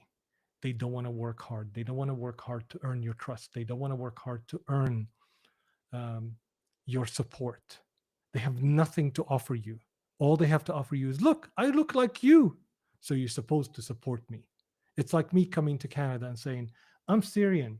You're Syrian as well. You're supposed to help me. Why? I never added, value to the Canadian community. I'm not Canadian. I don't want to add, but because I'm Syrian, I want you to help me. Same thing exactly, which destroys communities. You want to earn people's trust. You want to get them to help you. You want them to build that relationship. You have to deliver something. You have to give value. You have to build that trust. You can't just demand it. And those people cannot stand that because they are the laziest in the world. Look at Donald Trump, lazy. Elon Musk, lazy. These people are lazy. They don't work hard. They try.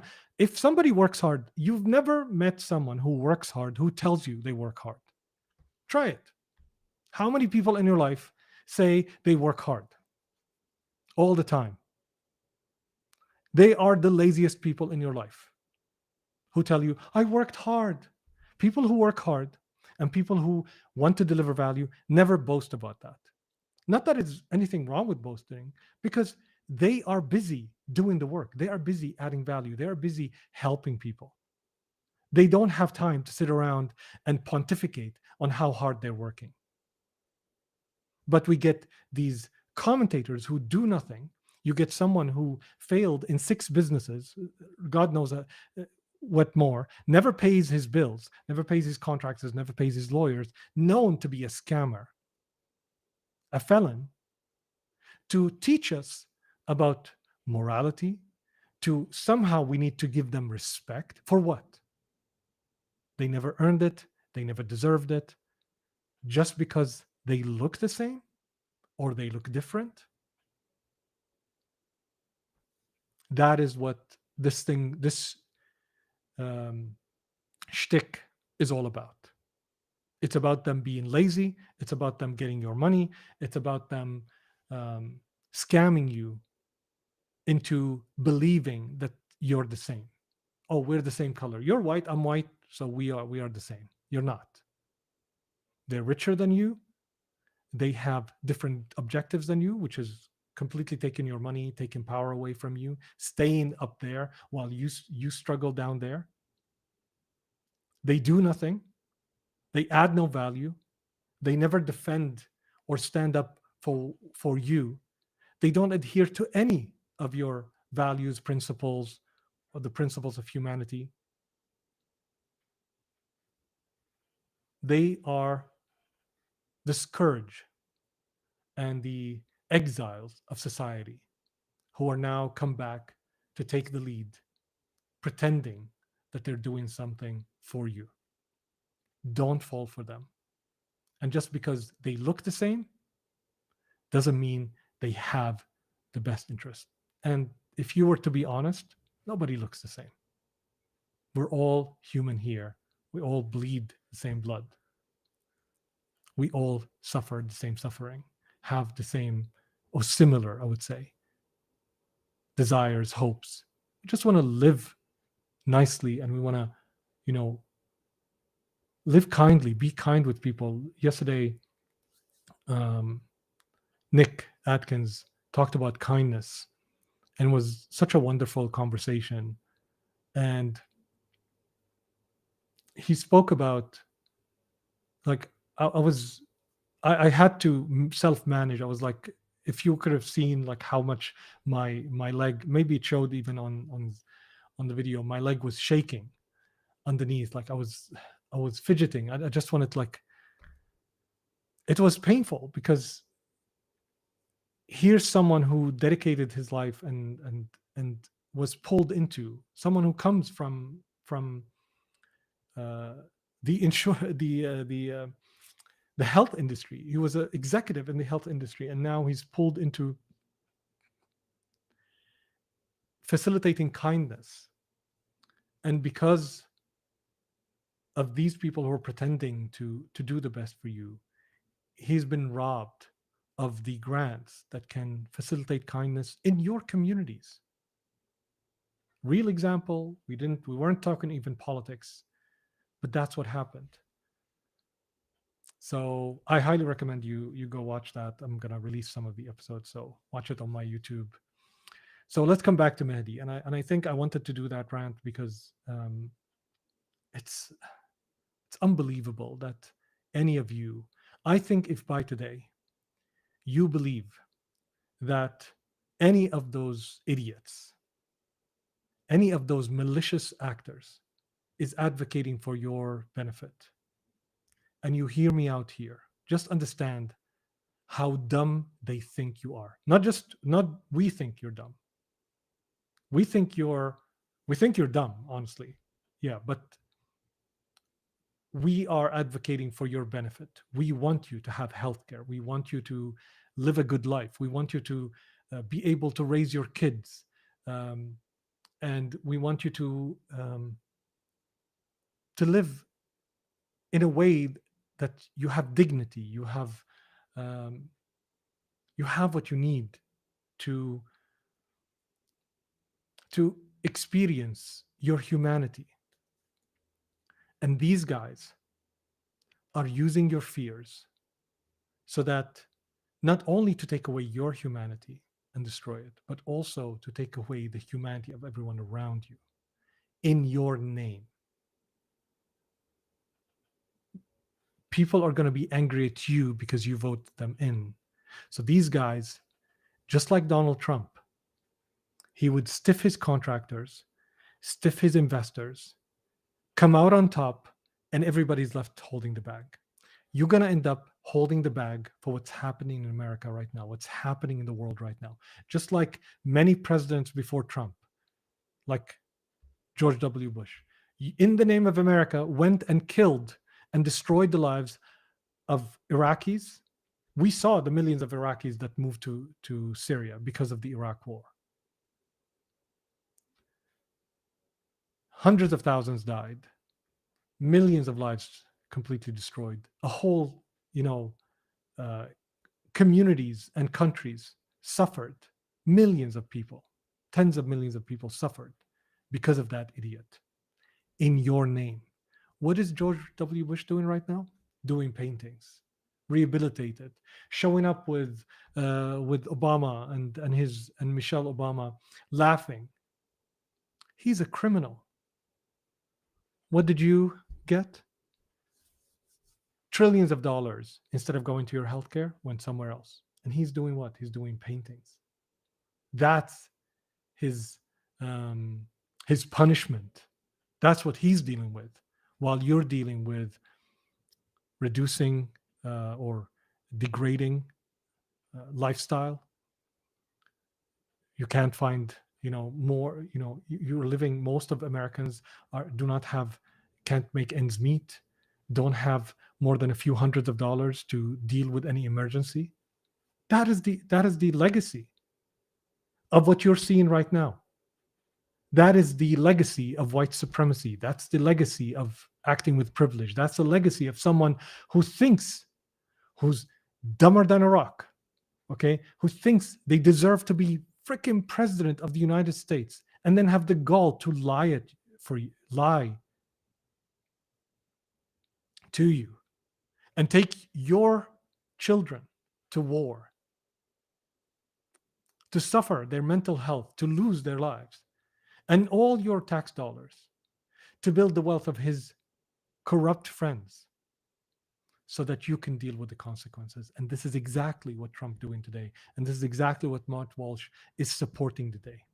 Any one of these motherfuckers who supports Trump is supporting this, is supporting taking your tax dollars, hurting people that you never did anything to you. What did Iraqis do to you? What did Syrians do to you? Nothing. What did immigrants do to you other than build up your country, cut lawn, mow your lawn, build Apple, the most valuable company in the world. That's an immigrant. That's a Syrian who did that.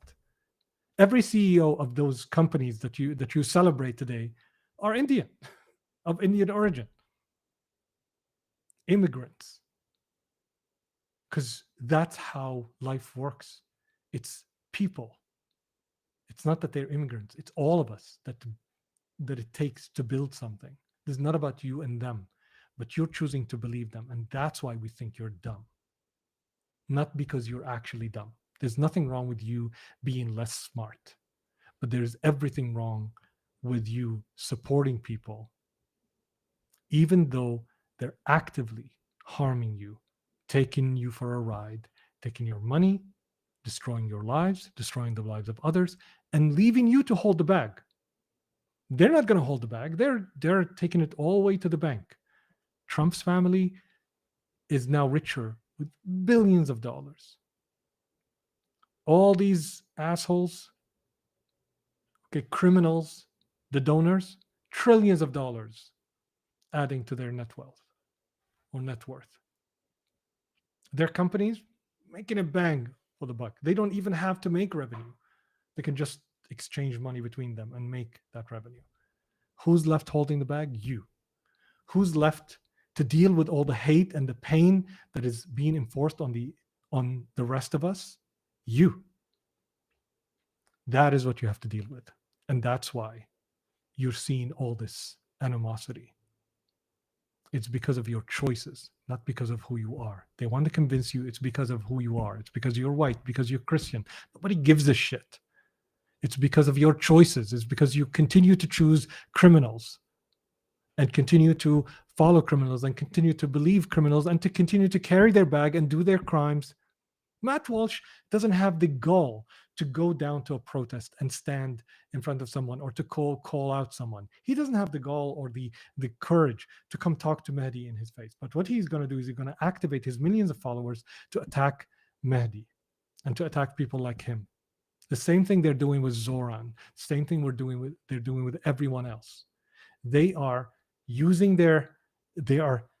cowards who are using their base and using their people, using you to do their crimes for them, to carry the bag, to do the work because they're lazy, they're cowards, and they're worth nothing.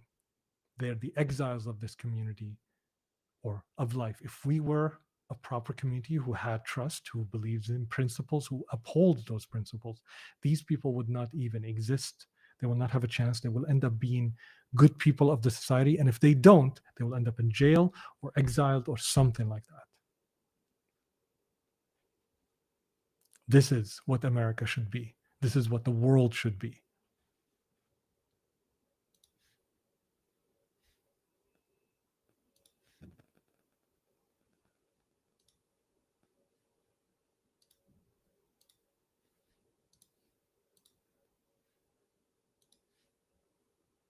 Let's go back to the GOAT, Mehdi. Where were we?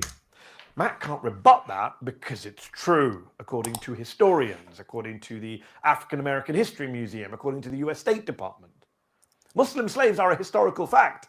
As his boss Ben Shapiro has famously declaimed, facts don't care about your feelings, Matt. It's not my fault if they didn't teach you about slavery in high school.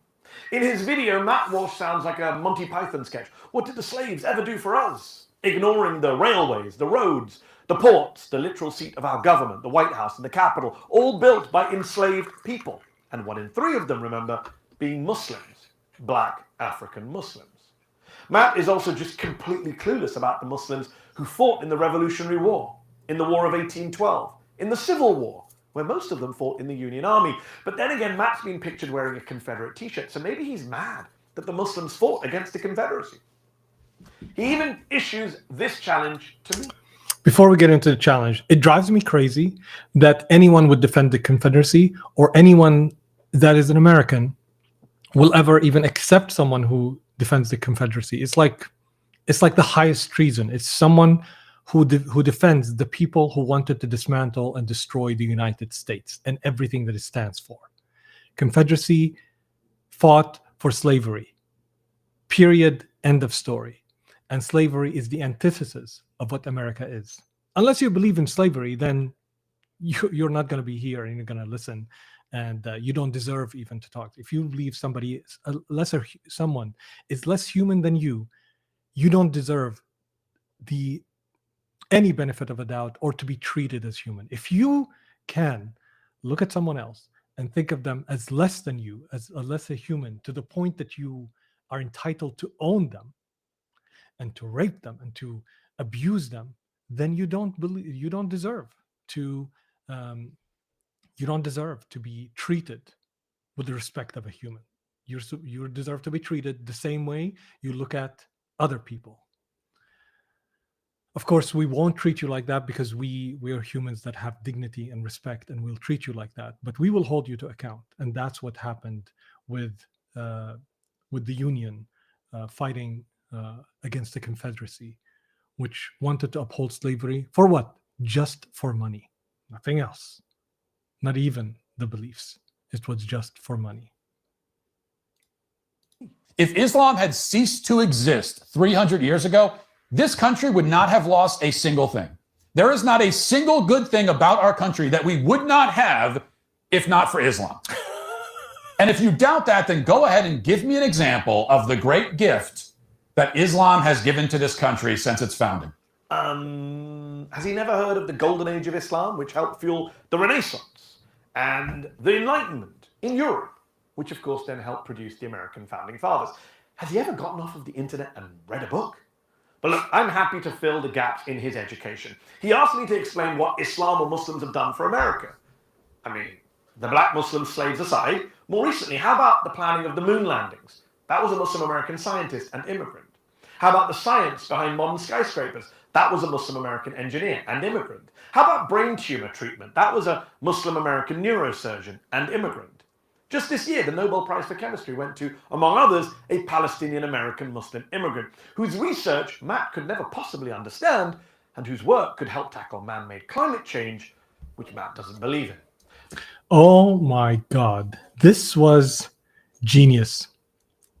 Look at that, what he says. Whose research Matt cannot understand.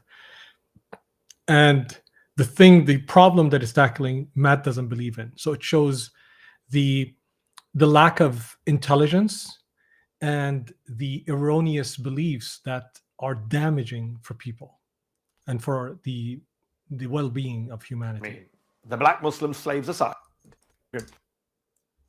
Just this year, the Nobel Prize for Chemistry went to, among others, a Palestinian American Muslim immigrant whose research Matt could never possibly understand and whose work could help tackle man-made climate change, which Matt doesn't believe in. Because Matt Walsh's knowledge of science is right up there with his knowledge of history. So what does he do? The guy who can't rebut basic facts. He attacks me. He goes after me for a speech I gave nearly 2 decades ago, which I said awful, dumb, bigoted things about the gay community, about non-Muslims, which I've regretted, disowned, apologized for. I love this because I saw that. I remember seeing that speech, and I remember thinking really badly about Mahdi Hassan. I was like, oh, okay, he's one of those people who believes these kind of things. But it also shows him and this new, what is the new politician name? Nazi tattoo. Is it Nazi tattoo? Nazi tattoo. Okay, yeah. This is the Senate candidate.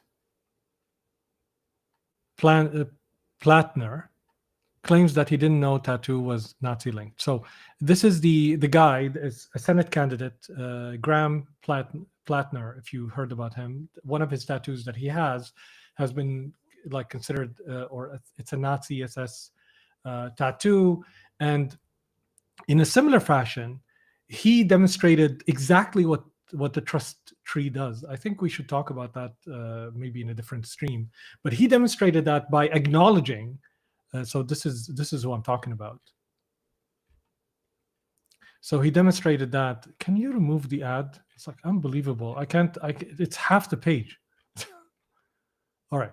So new evidence undercuts Senate candidate Platner claims that he didn't know. So anyway, there's back and forth around that, but the way he addressed that is that he kind of came out and he told about that. So there's a whole debate around whether if you do stuff in your past, can you be rehabilitated? Can you be accepted? How do you accept? How do you rebuild trust? And I think that's the case. And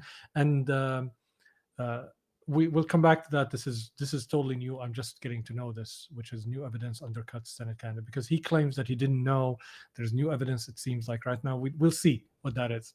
But what Mahdi is saying here is that, yeah, I did say bad things, and look at now how he flips it and how he brings it, which is masterful. And I think that's how we need to engage moving forward. Multiple times about the guy I gave nearly two. The guy who can't rebut basic facts. He attacks me. He goes after me for a speech I gave nearly 2 decades ago, which I said awful, dumb, bigoted things about the gay community, about non-Muslims, which I've regretted, disowned, apologized for multiple times over the decades. He thinks it's a gotcha. But here's the problem for Matt. What I said back then are essentially Matt Walsh's views right now. Matt is an anti-gay bigot today.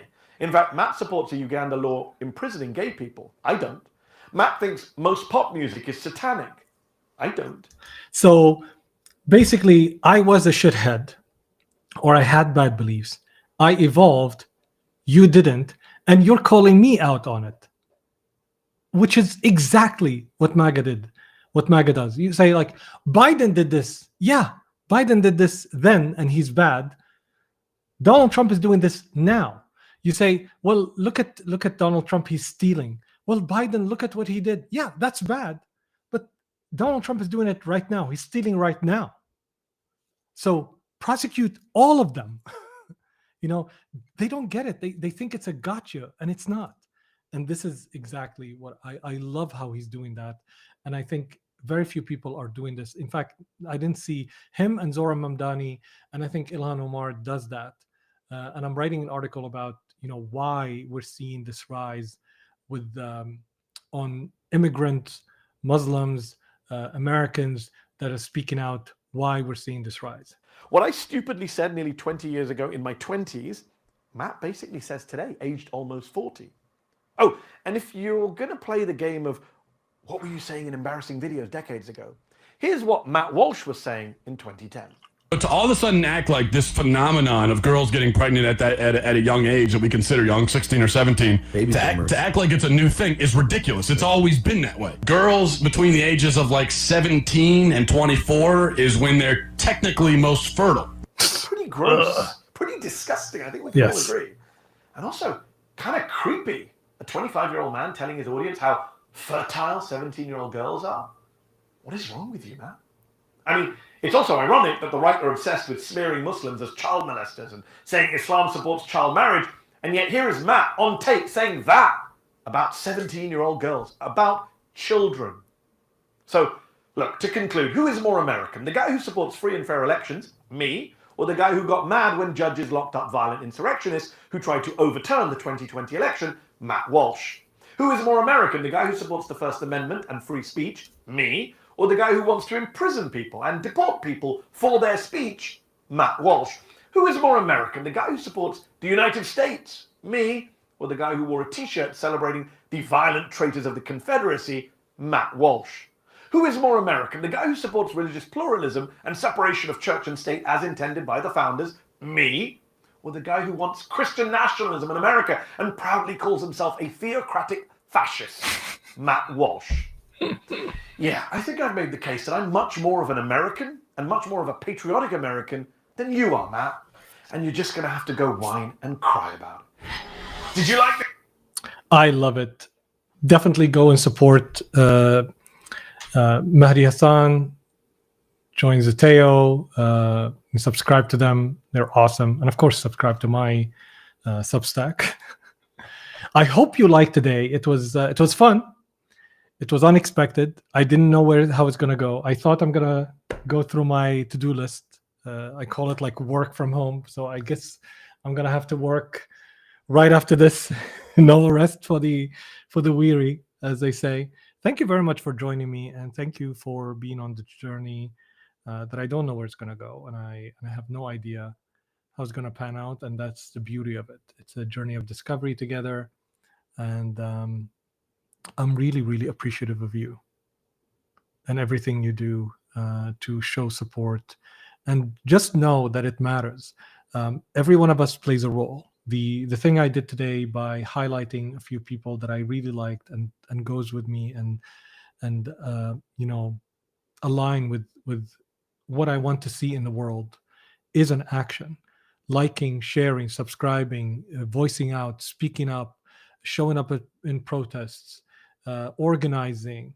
There's a lot you can do. Don't discount the smaller actions. Don't discount the things that we do to connect as a community, to know each other, to love each other, to work together towards building a better world. Because it's the vacuum that we left that allowed people to take over that are undeserving of our trust, undeserving of our money, undeserving of our you know, of their positions of leadership. So it's up to us to take it back by engaging and connecting together and working together as a community. So I'm very, very appreciative, and I don't know what's going to come out of it.